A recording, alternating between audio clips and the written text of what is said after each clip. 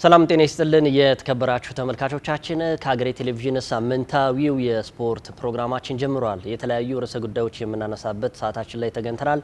እኔ ገደብ አባይና ቃለ ስላሴ ካሳይ ቀጣዮቹን ደቂቃዎች አብረናችሁ ቆይታ ልናደርግ እዚህ ጎልደን ቱሊፕ ሆቴል ላይ እንገኛለን። ቃል እንዴት ነህ ብያለሁ።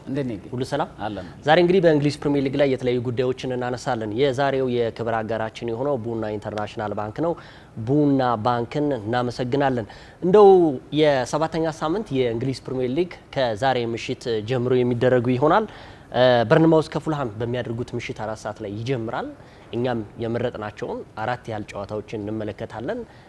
ያው ተጠባቂ የሚባሉት የሊጉ መሪዎቹ የሚያደርጉት ጨዋታዎች ናቸው። ወሳኝ ጨዋታዎች አሉ። ያው ቼልሲ ከሊቨርፑል የሚያደርጉትም መጥቀስ እንችላለን። ፕሪሚየር ሊጉ እንዴት ነው? ሄዷል አይደል? በጣም መጀመሪያ ላይ ትንሽ ተፈርቶ ነበር አይደል? በተደጋጋሚ እኛም እንዳነሳ ነው በተለይ ትልልቅ ጨዋታዎች ላይ የመጀመሪያ ሰሞናት ላይ መደረጋቸው ሊጉን እንዳያደበዘዘው የሚል ስጋቶች ነበሩ። ግን በተቃራኒ ሆኖ እንደውም መጀመሪያ ሳምንት ላይ ትልልቅ ጨዋታዎች በፕሪሚየር ሊጉ ማየታችን እንደውም የሚቀጥሉት ጨዋታዎች የበለጠ አጓጊ እንዲሆንና ከሳምንት ሳምንት የበለጠ ተጠባቂ እንዲሆን አድርጎታል። ምክንያቱም በመጀመሪያው ሳምንት በርካታ ትልልቅ ጨዋታዎች ተመልክተናል። ከማንቹሪያን ደርቢ እስከ የአርሰናልና ማንቸስተር ዩናይትድ እንዲሁም ሊቨርፑል አርሰናል ጋር የተጫወተበት፣ ማንቸስተር ሲቲ ከአርሰናል ጋር እንዲሁም በማንቹሪያን ደርቢ ቅድም እንዳልኩ ከዩናይትድ ጋር የተጫወተበት በትልልቅ ደረጃ የምናነሳቸው ጨዋታዎች ናቸው። እነዚህ መጀመሪያ ሰሞናት ላይ መካሄዳቸው ሊጉን የበለጠ ተጠባቂ እንዲሆን አድርጎታል። ምክንያቱም ባልተጠበቀ መልኩ ትንንሽ ክለቦች ራሱ ትልልቅ ክለቦችን የሚያስጥሉበት ሁኔታ እያየን ነውና ፕሪሚየር ሊጉ የበለጠ አጓጊ ሆኖ ፉክክሩ ይበልጥ ጠንካራ ሆኖ የተመለሰ ይመስላል። አዎ ያው ፕሪሚየር ሊጉ ምንም ጥያቄ የለውም። ከመጀመሪያው ጀምሮ እስካሁን እስከ 6ኛ ሳምንት ድረስ በጣም የሚጠበቁ ጨዋታዎችን እየተመለከትን እንገኛለን። እንደው ይሄ የዓለም አቀፍ ጨዋታዎች መኖሩ ትንሽ ደግሞ ደብዘዝ እያደረገው የሚያነሳቸው አለ። ከዛ በተረፈ ትልልቅ የሚባሉት ቡድኖች በደረጃ ሰንጠረዡ ወረድ ያሉም አሉ። እንደዚሁም ደግሞ አርሰናልና ሊቨርፑልን የመሳሰሉ ደግሞ በደረጃቸው ላይ የተቀመጡ አሉ። ከዛ በተረፈ ደግሞ በዚህ የውድድር ዓመት በተለይ በ6 ሳምንታት ውስጥ ሰርፕራይዝ የሆኑ ቡድኖች አሉ። ክሪስታል ፓላስን ብትመለከት በደረጃው 3ኛ ላይ ተቀምጧል። ሊቨርፑልን ማሸነፉ የሚታወስ ነው። ከዛም በተረፈ ደግሞ ሰንደርላንድም በሊጉ ያደገው ዘንድሮ ሰንደርላንድም በደረጃው 4ኛ ላይ መቀመጡ ያው ፕሪሚየር ሊጉን አድማቂ አድርጎታል።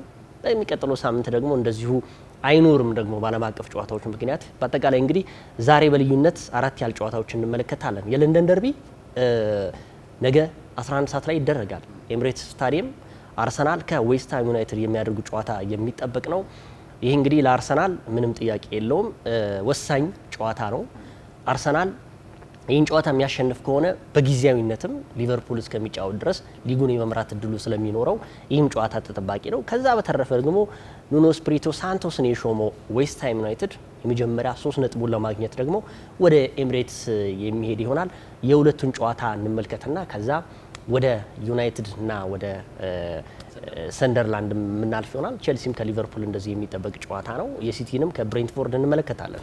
ነገ እንግዲህ በ7ኛ ሳምንት በተመሳሳይ ሰዓት የሚደረግ ጨዋታ ነው። የአርሰናል ከዌስትሃም እንዲሁም ዩናይትድ ከሰንደርላንድ። በእርግጥ ለእግር ኳስ አፍቃሪያን ብዙ ተመሳሳይ ሰዓት ሲሆን ጨዋታው ትንሽ ደብዘዝ ይላል። ምክንያቱም ሁሉም ክለቦች ሁሉም ደጋፊዎች የሰዓት ልዩነት ኑሮት ጨዋታ ሲመለከቱ ደስ ይላቸዋል። ነገር ግን ነገ በተለይ በሀገራችን ደጋፊዎች በርካታ ደጋፊዎች እንዳላቸው የሚነገርላቸው አርሰናልና ማንቸስተር ዩናይትድ በተመሳሳይ 11 ሰዓት የሚያደርጉት ጨዋታ ነው። ቅዳሜ እንግዲህ ለየት ባለ መልኩ ትልልቅ ጨዋታዎች የሚደረጉበት ሳምንት ሆኖ ያልፋል። ምክንያቱም ምሽት 1:30 ላይ በስታንፎርድ ብሪጅ ቼልሲ ከሊቨርፑል የሚገናኙበት ጨዋታ ሌላኛው ተጠባቂ መርሃ ግብር ነው። ምናልባት አርሰናል በዘንድሮ የውድድር ዓመት እንግዲህ ጥሩ የሚባል ጅማሬን ካደረጉ የፕሪሚየር ሊጉ ክለቦች መካከል አንደኛው ነው። ባለፉት 6 የፕሪሚየር ሊጉ ጨዋታዎች 4ቱን ማሸነፍ ችሏል። አንድ ጨዋታ እንደዚሁ በሊጉ መሪ ሊቨርፑል ተሸንፎ በአንድ ጨዋታ ደግሞ አቻ የተለያየበት አጋጣሚ አለ። ከማንቸስተር ሲቲ ጋር ትልቅ ጨዋታ የነበረበት አርሰናል እንግዲህ በሜዳው ነጥብ የጣለበት አጋጣሚ ነበር። አርሰናል በዘንድሮ የውድድር ዓመት በልዩነት በተለይ የስኳድ ዴፕስ ከጥራት ጋር መያዙ የበለጠ ቡድኑን አስተማማኝ ያደረገው ይመስላል። ምክንያቱም ተመልክተ ከሆነ ተደራራቢ ጨዋታዎች እየተመለከት እንገኛለን። ከወዲሁ 9 ጨዋታዎች ያህል አድርጓል አርሰናል። በእርግጥ ሁሉም ክለቦች ያደረጉት ቢሆንም አርሰናል እንደዚሁ የካራባኦ ዋንጫ ጨዋታ ጨምረን 9 ጨዋታዎችን አድርጓል። በአውሮፓ ሻምፒዮንስ ሊግ 2 ጨዋታዎችን አድርጓል። በፕሪሚየር ሊጉ መርሃ ግብር ደግሞ 6 ጨዋታዎችን ያደረገበት አጋጣሚ አለ። እንግዲህ በ6ኛ ሳምንት የሊጉ መርሃ ግብር አርሰናል ምናልባት በውድድር ዓመቱ ትልቅ ዋጋ አላቸው ከሚባሉት ነጥቦች መካከል ያሳካበት ነበር ማለት ይቻላል። በተለይ በሴንት ጄምስ ፓርክ ላይ በተደረገው ጨዋታ በተጠናቀቁ ደቂቃዎች ላይ ባስቆጠራቸው 2 ጎሎች እጅግ ወሳኝ የተባለ 3 ነጥብ ይዞ ወደ ሜዳው መመለሱ ምን ያህል የዋንጫ ተፎካካሪ ቡድን እንደሆነ ማሳያ ነው። እንግዲህ 13 ነጥቦችን ይዞ በሁለተኛ ደረጃ ላይ ተቀምጧል። በእርግጥ ዌስትሃም ዩናይትድ በዘንድሮ የውድድር ዓመት በጣም ደካማ ጅማሬን ካደረጉ የሊጉ ክለቦች መካከል አንደኛው ነው። በ4 ነጥቦች እንግዲህ በደረጃው ግርጌ ላይ ከሚገኙ ክለቦች መካከል አንደኛው ነው። የፕሪሚየር ሊጉም የመጀመሪያው ተሰናባች አሰልጣኝ ያስመለከተን ክለብ እንግዲህ ዌስትሃም ዩናይትድ ነው። ገና በ5ኛው ሳምንት የቀድሞ የቼልሲ አሰልጣኝ ግራሃም ፖተርን በማሰናበት እንግዲህ ከኖቲንግሃም ፎረስት በግፍ ማለት እንችላለን በግፍ የተሰናበቱት ኑኖ ኤስፒሪቶ ሳንቶን እንግዲህ በኃላፊነት ሹሟል። የነገው ጨዋታ በጣም ተጠባቂ ነው። ባሳለፍነው የውድድር ዓመት አሰልጣኝ ኑኖ ኤስፒሪቶ ሳንቶ ኖቲንግሃምን እየመሩ አርሰናል ነጥብ እንዳስጣሉት ይታወሳል በሲቲ ግራውንድ እና አሁን የነገውም ጨዋታ እጅግ ተጠባቂ ነው። በእርግጥ የለንደን ደርቢ እንደመሆኑ ሌላኛው መልክ ቢኖረውም ኑኖ ኤስፒሪቶ ግን ቡድናቸው ካለበት ጫና ለማውጣት የነገውን ጨዋታ አጥብቀው ይፈልጉታል። እንደዚሁ በመጀመሪያው ጨዋታቸው ከኤቨርተን ጋር ባደረጉት ጨዋታ 1-1 በሆናቸው ውጤት ማጠናቀቃቸው ይታወሳል። የሁለቱም ጨዋታ በዚህ ከዳሰስን ምን ሊኖር ይችላል የሚለው ነገር በኋላ ላይ ማየት እንችላለን። አዎ ባለፈው ሳምንትም እንደዚህ ሳነሳው ነበር። እውነት ነው። አሁንም እደግመዋለሁ። በአውሮፓ ከሚገኙ አስፈሪ ቡድኖች መካከል አርሰናል አሁንም ትልቁ ነው ማለት ይችላል። ለኔ በጣም አስፈሪ ነው። የትኛውም ቦታ ላይ አርሰናልን የሚያስፈሩ ተጫዋቾች አሉት። ይህም ደግሞ ምልክቱ ምንድነው? የስኳድ ዴብዝ መስፋቱ አርሰናል ውጤት ይዞ እንዲወጣ 3 ነጥብ የሚፈልገውን እያንዳንዱን ነገር ማየት ይችላል። በተለይ በአለፉት ሳምንታቶች ውስጥ አርሰናል ከሚፈልጋቸው ነጥቦች ውስጥ ወሳኝ የሆኑ 3 ነጥቦችን ከሻምፒዮንስ ሊግ ጅማሮ ጀምሮ ያገኛቸው ስኳዱ ጥልቅ የሆነ ሰፊ በመሆኑ ነው። ምክንያቱም ባለፉት 2 ጨዋታዎች ስትመለከት አርሰናል ጎል ያስቆጠሩለት ልጆች ተቀይሮ እየገቡ በተለይ የማርቲኔሊን ጉዳይ ስታነሳ በአውሮፓ ሻምፒዮንስ ሊግም በፕሪሚየር ሊግም እየተሳተፈ ባለበት ደረጃ እንደዚሁም ደግሞ የኤብሬች ኢዜ ደግሞ ተቀይሮ እየገባ ተጽዕኖ መፍጠር ራሱ ለአርሰናል ትልቅ ስኳድ መስፋት አንዱ ምክንያት ነው። ተደጋጋሚ ሲባል የነበረው አንዱ ጉዳይ ይሄ ነው። ባለፉት አመታቶች ውስጥ አርሰናል የሚፈልገውን 3 ነጥብ ለማግኘት ተጫዋቾችን ጉዳት በሚያጋጥማቸው ጊዜ 3 ነጥብ ሳያገኝ የሚቀርበት አጋጣሚ ነበር። ዘንድሮ ግን ይሄ ፉርሽ ሆኖበታል። ምክንያቱም የሚፈልገውን ተጫዋች ማስገባት ይችላል። ከዛ በተረፈ ማሳረፍ የሚችልበት ጉዳይ ነው። የቡካዮ ሳካን ስናነሳ አንዱ ይሄ ነው። ባለፉት 3 እና 4 ሳምንታቶች ቡካዮ ሳካ በጉዳት አርሰናል አልነበረም። ገብተው ግን ምን ያህል ተጽዕኖ መፍጠር እንደሚችል ያሳየበት ጉዳይ ነው። አንዳንድ ጊዜ ባለፈው ሲነሳ ነበረ የቡካዮ ሳካንና የማዱኬን ጉዳይ ሲነሳ ነበረ። ቡካዮ ሳካ ከጉዳት ባረፈበት ወቅት የኑኖ ማዱኬ መኖር በተወሰነ መልኩ ቡካዮ ሳካን አስረስቶታል የሚሉ ሰዎች ነበሩ። እንዳላስረሳ ወይም ደግሞ እንደማይሆን ያስታወቀበት ጉዳይ ነው። ባለፉት 2 ሳምንታቶች ውስጥ ኑኖ ማዱኬ በነበረበት ጊዜ ጎል ባያስቆጥርም ለጎል የሚሆኑ ኳሶችን ጥሩ እንቅስቃሴ አድርጓል። ግን የሚፈልገው አርሰናል ጎል የሚያስገባለት ጎል የሚያስቆጥርለት ተጫዋች ነው። ይህም ደግሞ የሻምፒዮንስ ሊግ ላይ የነበረውን የጨዋታ ተመልክተ ኦሎምፒያኮስ ላይ የነበረውን ተቀይሮ ገብቶ ጎል ማስቆጠሩ ቡካዮ ሳካ። ስለዚህ እንደነዚህ አይነት ስኳድ መስፋት ለአርሰናል አሁንም ምንም ጥያቄ የለውም፣ ጥሩ ነው። ወደ ፕሪሚየር ሊጉ ስንሄድ የነገው ጨዋታ ለአርሰናል ወሳኝ ነው። ወሳኝ የሚያደርገው ነገር አንደኛ የለንደን ደርቢ ነው። ሁለተኛ ነገር ደግሞ አርሰናል ይህን ጨዋታ ካሸነፈ ቅድም እንደደገምኩት ለተወሰነ ሰዓታቶችም ቢሆን ሊቨርፑል ቢሸነፍም ቢያሸንፍም ሊጉን የመምራት እድሉ አለ። የስነ ልቦናው ጉዳይ አሁንም በሊቨርፑል ላይ ጫና እንዲበረታበት ያደርገዋል።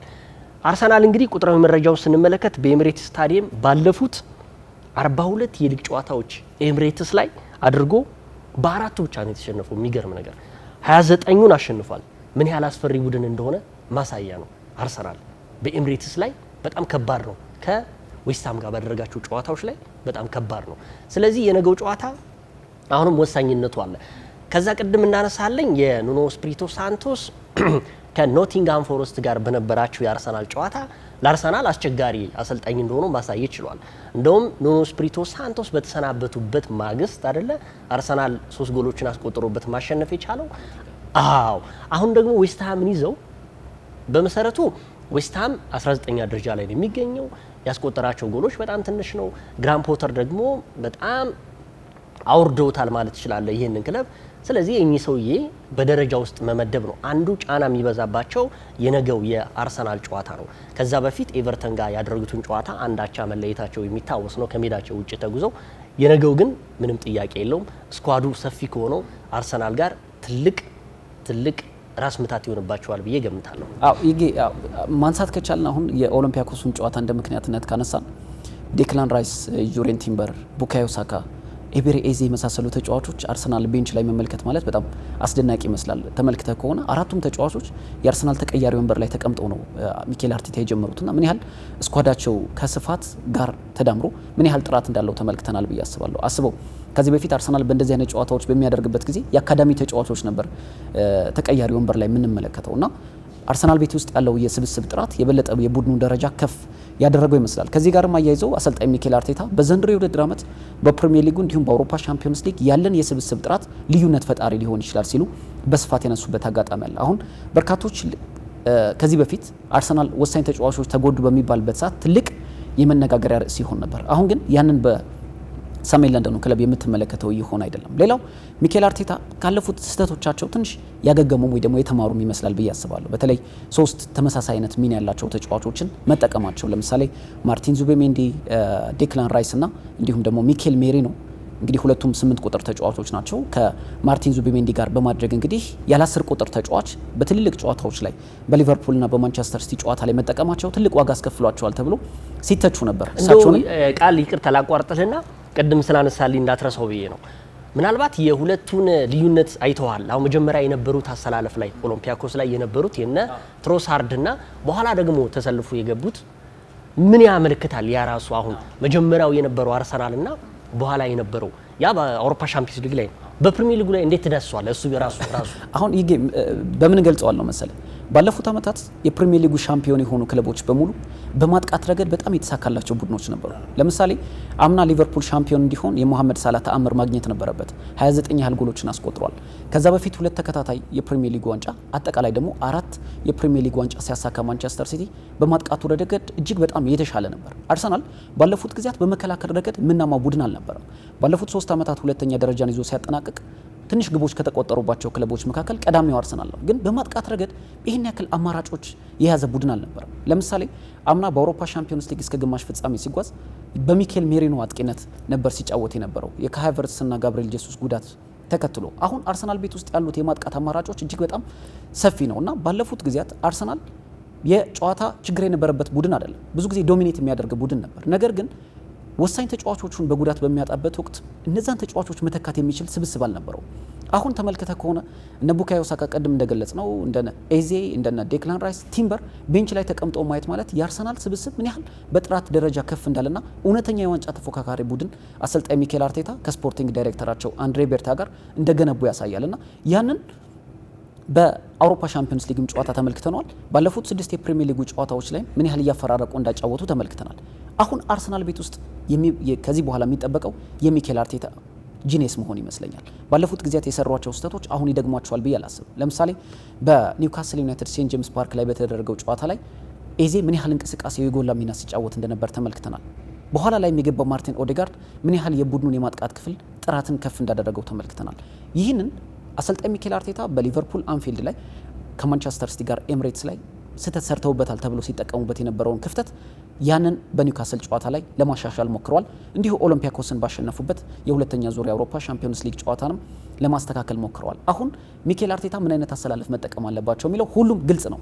ለምን ተመልክተ ከሆነ አርሰናል በዘንድሮ የውድድር ዓመት ባደረጋቸው 9 ጨዋታዎች 3 ጎሎች ብቻ የተቆጠሩበት ቡድን ያውም አንድ ብቻ ከክፍት ጨዋታ ኦፕን ፕሌይ ከምንለው የተቆጠረበት ነው በኤርሊንግ ብራውት ሃላንድ። በኒውካስልም የተቆጠረበት የቆመ ኳስ ነው። እንዲሁም ደግሞ ሌሎችንም ጨዋታዎች ብንመለከት አንዱ የተቆጠረበት ግብ ከሊቨርፑል ጋር ዶሚኒክ ሶቦዝ ላይ ያስቆጠረው ግብም እንደዚሁ ከቆመ ኳስ ነው እና አሁን አርሰናል ቤት ውስጥ ጎሎች የማይቆጠርበት ቡድን እየሆነ ነው። ስለዚህ አርሰናል አሁን ትልቁ ፎከሳቸው ማድረግ ያለባቸው ሚኬል አርቴታ የማጥቃቱን ክፍል የበለጠ ማሳደግ ብቻ ይጠበቅባቸዋልና ያንንም ምናልባት ከዚህ በፊትም ከፍተኛ ትችቶች ቀርበውባቸዋል በሰሯቸው ስህተቶች። አሁን ግን በአርሰናል ቤት ውስጥ ያሉት የፊት መስመር አማራጮች ግን ቡድኑን ወደ ተሻለ ደረጃ ከፍ አድርጎታል ብዬ አምናለሁ። የዛሬን ተስፋ ይበልጥ ለማጥበቅ በአዲስ ሐሳብ ለመሻሻል ያሰቡትን ለማስፋት ውጥንን ለማሳካት ይበልጥ ልቆ ለመገኘት ያሰቡ መላ ይፈልጋሉ። እነሆ ለብርቶች የአቦል ዲጂታል ብድር አገልግሎት ቀረበ። አቦል ዲጂታል ብድር ንጋት፣ ራዕይ፣ መነሻና ማሳ ሲል በሰየማቸው ልዩ ልዩ የብድር አገልግሎቶቹ እስከ 100 ሺህ ብር ብድር አዘጋጅቷል። ማለዳ በኢመደበኛ ንግድ ለተሰማሩ ሴቶች፣ ራዕይ በመደበኛ ንግድ ለተሰማሩ ሴቶች፣ መነሻ በኢመደበኛ ንግድ ለተሰማሩ ለጉሊትና መሰል ነጋዴዎች፣ ንጋት መደበኛ ንግድ ለተሰማሩ የጥቃቅንና አነስተኛ ነጋዴዎች፣ ማሳ በግብርናና መሰል ሥራዎች ላይ ለተሰማሩ የቀረበ አገልግሎቶቹን ያለምንም ማስያዣ በእጅ ስልኮ መጠቀም ያገኙ። አቦል ዲጂታል ብድር፣ አቦል ላይ ይድረሱ። ቡና ባንክ፣ የባለ ራዕዮች ባንክ።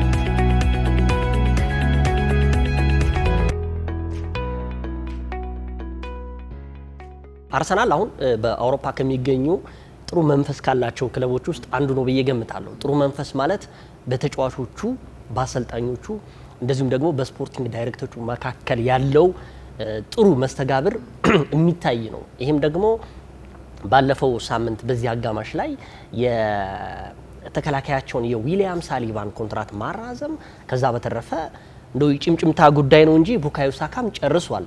ይሄ ማለት ምንድነው? ፕሮጀክቱ እየሰራ ነው ማለት ነው። የትኛውም የዓለማችን ተጫዋች አርሰናል ቢፈልገው ወደ ኋላ የማይልበት ጊዜ ላይ ደርሰናል። አሁን ባለፈውም ስናነሳው የነበረው አንዱ የስኳዱ መስፋት፣ ሁለተኛ ነገር ደግሞ የትኛውን ዋንጫ የማግኘት እድሉ ሰፊ እንደሆነ ማሳያ ነው። ነገር ግን አሁን ትልቁ ጥያቄ የአርሰናል ደጋፊዎች አሁን የሚፈልጉት ዋንጫ ነው። ሁለተኛ አርሰናል ነገ በዊስታን ቢሸነፍ እንዳበቃለት መወሰድ የለበትም።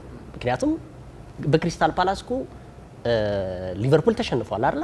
ይሄ አንዳንድ ጊዜ ፍጹም መሆን የለብህም ለማለት ፈልጌ ነው። እንደዚህ አይነት ነገሮች የሚጠበቅብን 3 ነጥብ ማሳካት የመጀመሪያው ታርጌት ነው።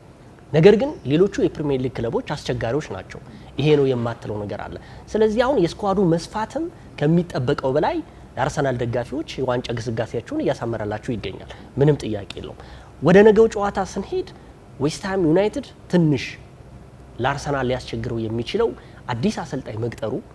ብዙ ጊዜ እንደምንለው አዲስ አሰልጣኝ የቀጠረ ክለብ ተጫዋቾቹም አንበሳ ነው የሚሆኑት። ምንም ጥያቄ የለው። በቃ በአዲስ አሰልጣኝ በአዲስ መንፈስ ስለሚገቡ ለሚኬል አርቴታ ትንሽ ሊያስቸግረው ይችላል። ግን ደግሞ ወደ ኋላ መለስ ስትል የሳምንት ዕለታው አስቸጋሪው ሴንት ጄምስ ፓርክ ስታዲየም ድረስ ሄዶ አርሰናል የሚፈልገውን 3 ነጥብ ለዛውም በተሻለ የጨዋታ ብቃት አሸንፈው መውጣታቸው ማሳያ ነው።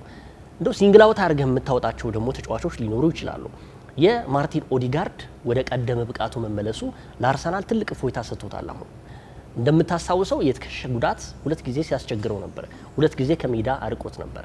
የቡካዮ ሳካም ወደ ተሻለ አቋም መምጣቱ ራሱ ለአርሰናል ትልቅ ግብአት ነው። አሁን የምፈልገው የኢቤሬች ኢዜና የቡካዮ ሳካ ጥምረት ከኢቤሬች ኢዜ ጋር የሚኖራቸው መስተጋብር እንዴት ሊሆን ይችላል? በነገራችን ላይ ብዙዎቹ እያነሱት የሚገኙት አሁን የዩኬሬሽን ጉዳይ ነው። ዩኬሬሽ ጎል አላስቆጠረም እንጂ በጣም የጎል ኮንትሪቢዩት ወይም ደግሞ ታጋይነቱን እያሳየ ይገኛል። በጣም ግዙፍ ተጫዋች ነው። በጣም ይለፋል። ጎል አልሆን ብሎታል ማለት ትችላለህ። ምክንያቱም ስፖርቲንግ ሊዝበን ላይ ብዙ ጎሎችን የሚያስቆጥር የለመደ ልጅ ነው። አሁን ግን እዚህ በየትኛውም ጨዋታ ላይ ጎል እያስቆጠረ አይደለም። ባለፉት 2 ጨዋታዎች ጎል አላስቆጠረም። ነገር ግን የሚያደርጋቸው የእንቅስቃሴዎች ከየትኛውም የአጥቂ መስመር ተጫዋቾች በላይ የጎላ ሚና ይኖራል ብዬ ገምታለሁ። ወደ ዌስትሃም ዩናይትድ እንመለስ። እንግዲህ ዌስትሃም ዩናይትድ ከአሰልጣኝ ግራም ፖተር መለየት በኋላ ከ5 ጨዋታዎች 3 ነጥብ ብቻ ነው የያዘው። በሳቸው ደረጃ 19ኛ ላይ ነው የተቀመጠው። እንደው የጃሮድ ባውዝን እናንሳ። አርሰናል ላይ በጣም አስፈሪ ተጫዋች ነው ይባላል። ኤምሬትስ ስታዲየም ሲሄዱ ወይም ደግሞ እዛው ለንደን ስታዲየም ላይ አርሰናል በገጠመባቸው ጨዋታዎች ላይ 5 ጊዜ ጎል አስቆጥሮባቸዋል። ከሙሐመድ ሳላህ ወይም ደግሞ ከነ ኤርሊንግ ሃላንድ በታች አርሰናል ላይ ጎል የሚያስቆጥረው ይህ የዌስትሃም ዩናይትድ አምበል ነው። ለአርሰናል ሊያስቸግሩ ይችላል የሚባለው አንዱ ተጫዋች እሱ ነው፣ ጎሎችን ስለሚያስቆጥር። ከዛ በተረፈ ኑኖ ስፕሪቶ ሳንቶስ አሁን ላይ ጥሩ መንፈስን ይዘው መጥተዋል በዌስትሃም ዩናይትድ። ሁለተኛ ሌሎች የሊግ ጨዋታዎችን አለማድረጋቸው እረፍት ሊኖራቸው ይችላል የሚል ጥሩ እንድምታ ይኖረዋል። በአጠቃላይ አርሰናል እንግዲህ የነገውን ጨዋታ ከምንም በላይ ወሳኝ አድርጓል ብዬ ገምታለሁ። የገብርኤል ማጋሌስ ጉዳይ እየተነሳ ይገኛል። ትንሽ ጉዳት አጋጥሞት ነበር አንገቱ ላይ፣ ግን ለጨዋታው ብቁ ይሆናል። ገብርኤል ማጋሌስ ባይኖርም ወጣቱ ክሪስቲያን ሞስኬራም ደግሞ አሁን የመጫወት እድሉ ይኖረዋል። ግን በጣም የታዘብኩት ነገር ባለፈው በአውሮፓ ሻምፒዮንስ ሊግ ላይ ኦሎምፒያኮስ ላይ ይሄ ልጅ ቤንች ለምንድን ነው የሚያደርገው ብዬ እጠራጠር ነበረ። ማንም ብትለኝ የቤን ዋይትን በጁሪያን ቲምበር ልዩነታቸው የሰፋበት ጨዋታ ግን ኦሎምፒያኮስ ጋር የነበረው ጨዋታ ነው። እውነት ለመናገር ጁሪያን ቲምበር ከጨዋታው በኋላ የነበረው አርሰናል ከገባ በኋላ አርሰናል እና ቤን ዋይት የነበረበት አርሰናል። ከዛ በተረፈ ደግሞ የሉዊስ ኬሊን ጉዳይ ማንሳት እንችላለን። ሉዊስ ኬሊ ምንም ጥያቄ የለውም በኦሎምፒያኮስ ጨዋታ ላይ አሪፍ ጊዜ ያሳልፈዋል። ነገር ግን ካላፊዮሪ ሲኖርና ሳይኖር አርሰናል በጣም ልዩነት አለው። ስለዚህ የማርቲን ዙቢሜንዲን ባለፈው ስናነሳው ነበረ፣ ትንሽ ከበድ ብሎታል። አሁን ግን ነገሮችን እያሰላሰለ ትንሽ የነገው ጨዋታ ዌስትሃም ላይ ከሚከብዳቸው ተጫዋቾች መካከል አንዱ እየተባለ የሚገኘው የማርቲን ዙቢሜንዲ ይመስለኛል። መሀል ላይ የሚኖረው በጣም ሽኩቻ ከባድ ነው። በአጠቃላይ ዴክላን ራይስ የቀድሞ ቡድኑን በኤምሬትስ ስታዲየም የሚገጥም ይሆናል። በጣም ተጠባቂ ጨዋታ ነው። አሁን አርሰናል ቤት ውስጥ የትኛውም ተጫዋች ዋስትና የለውም።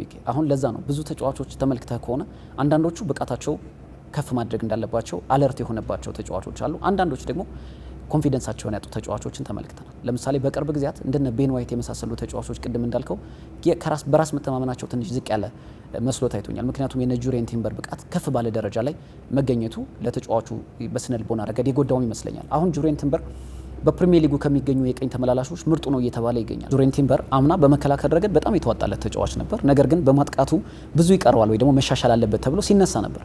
ያ ችግር በዘንድሮው የውድድር ዓመት ቀርፎ መምጣት ችሏል። ለምሳሌ በ3 ጎሎች ላይ ቀጥተኛ ተሳትፎን አድርጓል። ስለዚህ አሁን አርሰናል በሚፈልገው ደረጃ ልክ ከፍ ያለ ተጫዋች እንደሆነ ማሳያ ነው።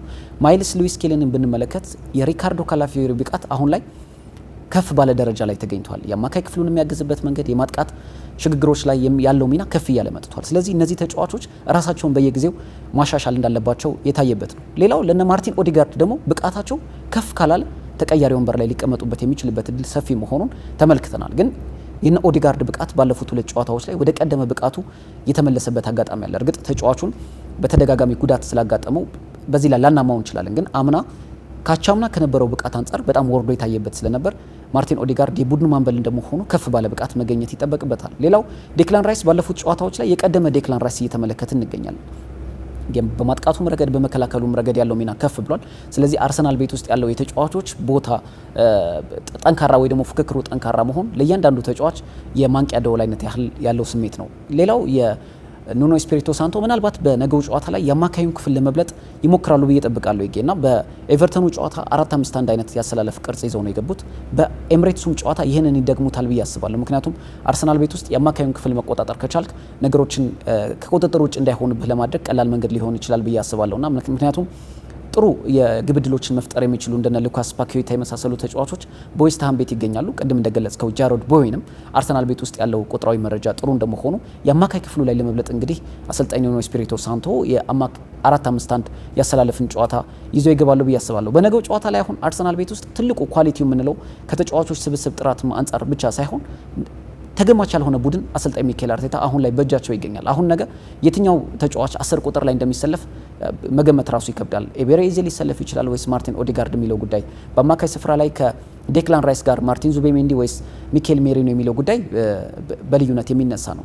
ቪክቶር ዮኬሬሽ ላይ በእንቅስቃሴ ደረጃ በጣም ጥሩ እንቅስቃሴን እያደረገ ይገኛል፣ ግን አጥቂ እንደመሆኑ ደግሞ ግን ማስቆጠር ይጠበቅበታል። አሁንም ሚኬል አርቴታ ግን ተጫዋቹ ለማጥቃት ያለው ፍላጎት፣ ጎል ለማስቆጠር ያለው ፍላጎት በጉልህ የሚታይ ስለሆነ ቀጥተኛ የማጥቃት መንገድን መጠቀም ይጠበቅባቸዋል ብዬ አስባለሁ። ግን ተጫዋቹ ምንም አይነት ኮምፕሌን የሚያቀርብ አለመሆኑ ኳሱን ብቻ መጫወቱ ወይ ደግሞ ተመልክተ ከሆነ ከተጫዋቾች ጋር ከዳኞች ጋር ሰጣ ገባ ውስጥ ሲመለከታት አይገኝም እና ያ ደግሞ ተጫዋቹ ከቡድኑ ጋር በየጊዜው እየተዋሃደ እንዲቀጥል ያደርገዋል ብዬ አስባለሁ። ቀጥተኛ የማጥቃት ሽግግር ግን በአሰልጣኝ ሚኬል አርቴታ ቪክቶር ዮኬሬሽን ወደ ግብ አስቆጣሪነቱ እንዲመለስ ይጠበቅባቸዋል። አዎ የአርሰናል እንግዲህ ዘንድሮ የአርሰናል የራፋ ቤኔቴዝን ሊቨርፑልን የሚያስታውስ ቡድን ሊሆን ይችላል ብዬ ገምታለሁ። ምክንያቱም እሳቸው በዛን ጊዜ በነ ሉዊስ ሱዋሬዝ ጊዜ በነበረው ጊዜ የትኛውንም ተጫዋች አሰልፈው ያመጡ ነበረ። ከዛ በተረፈ ተቀያያሪ ተለዋዋጭ ቡድን ይዘው ነበር የሚገቡት።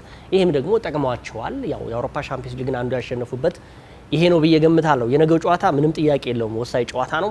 በተለይ የፓኪዮታና የዚህ ማርቲን ዙቢሜንዲ በጣም ፍትጊያ ከባድ ነው ብዬ ገምታለሁ። ምክንያቱም ሁለቱም ያው የመሀል ሜዳውን የሚቆጣጠሩት እነሱ ናቸው። ትንሽ እንደው የማርቲን ዙቢሜንዲ ሊከብደው ይችላል። የዚህኛው ከወቅታዊ ብቃት አንጻር ብቻ ሳይሆን ካለው የፕሪሚየር ሊጉ ልምድ አንጻር ይሄኛው ዶሚኔት ሊያደርገው ይችላል የሚሉ እሳቤዎች ይኖሩታል። በአጠቃላይ ሚኬል አርቴታ ለዚህ ጨዋታ ዝግጁ ሆነው ወደ ኤምሬትስ ላይ እንግዲህ የለንደኑን ክለብ ዌስትሃምን የሚጋብዙበት ጨዋታ አለ። ወደ ሌላኛው ጨዋታ ማለፋችን አይቀርም። የዛሬው የክብር አጋራችን ቡና ኢንተርናሽናል ባንክ ነው። ቡና ኢንተርናሽናል ባንክ የባለሮች ባንክ የስፖርት ሾው አጋራችን ስለሆነ እናመሰግናለን። ከዛ በተረፈ ዛሬ ጎልደን ቱሊፕ ሆቴል ላይ እንገኛለን። በተንጣለለው የጎልደን ቱሊፕ ሆቴል ላይ ቀረጻ እንድናደርግ ስላመቻቹልን እነሱንም በክብር አጋርነት እናመሰግናለን። እዚህ መታችሁ ኳሶችን በደንብ መመልከት ትችላላችሁ። ከወዲሁ እንጋብዛለን።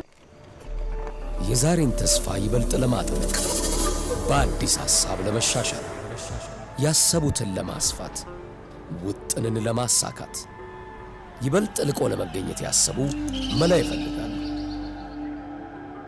እነሆ ለብርቶች የአቦል ዲጂታል ብድር አገልግሎት ቀረበ።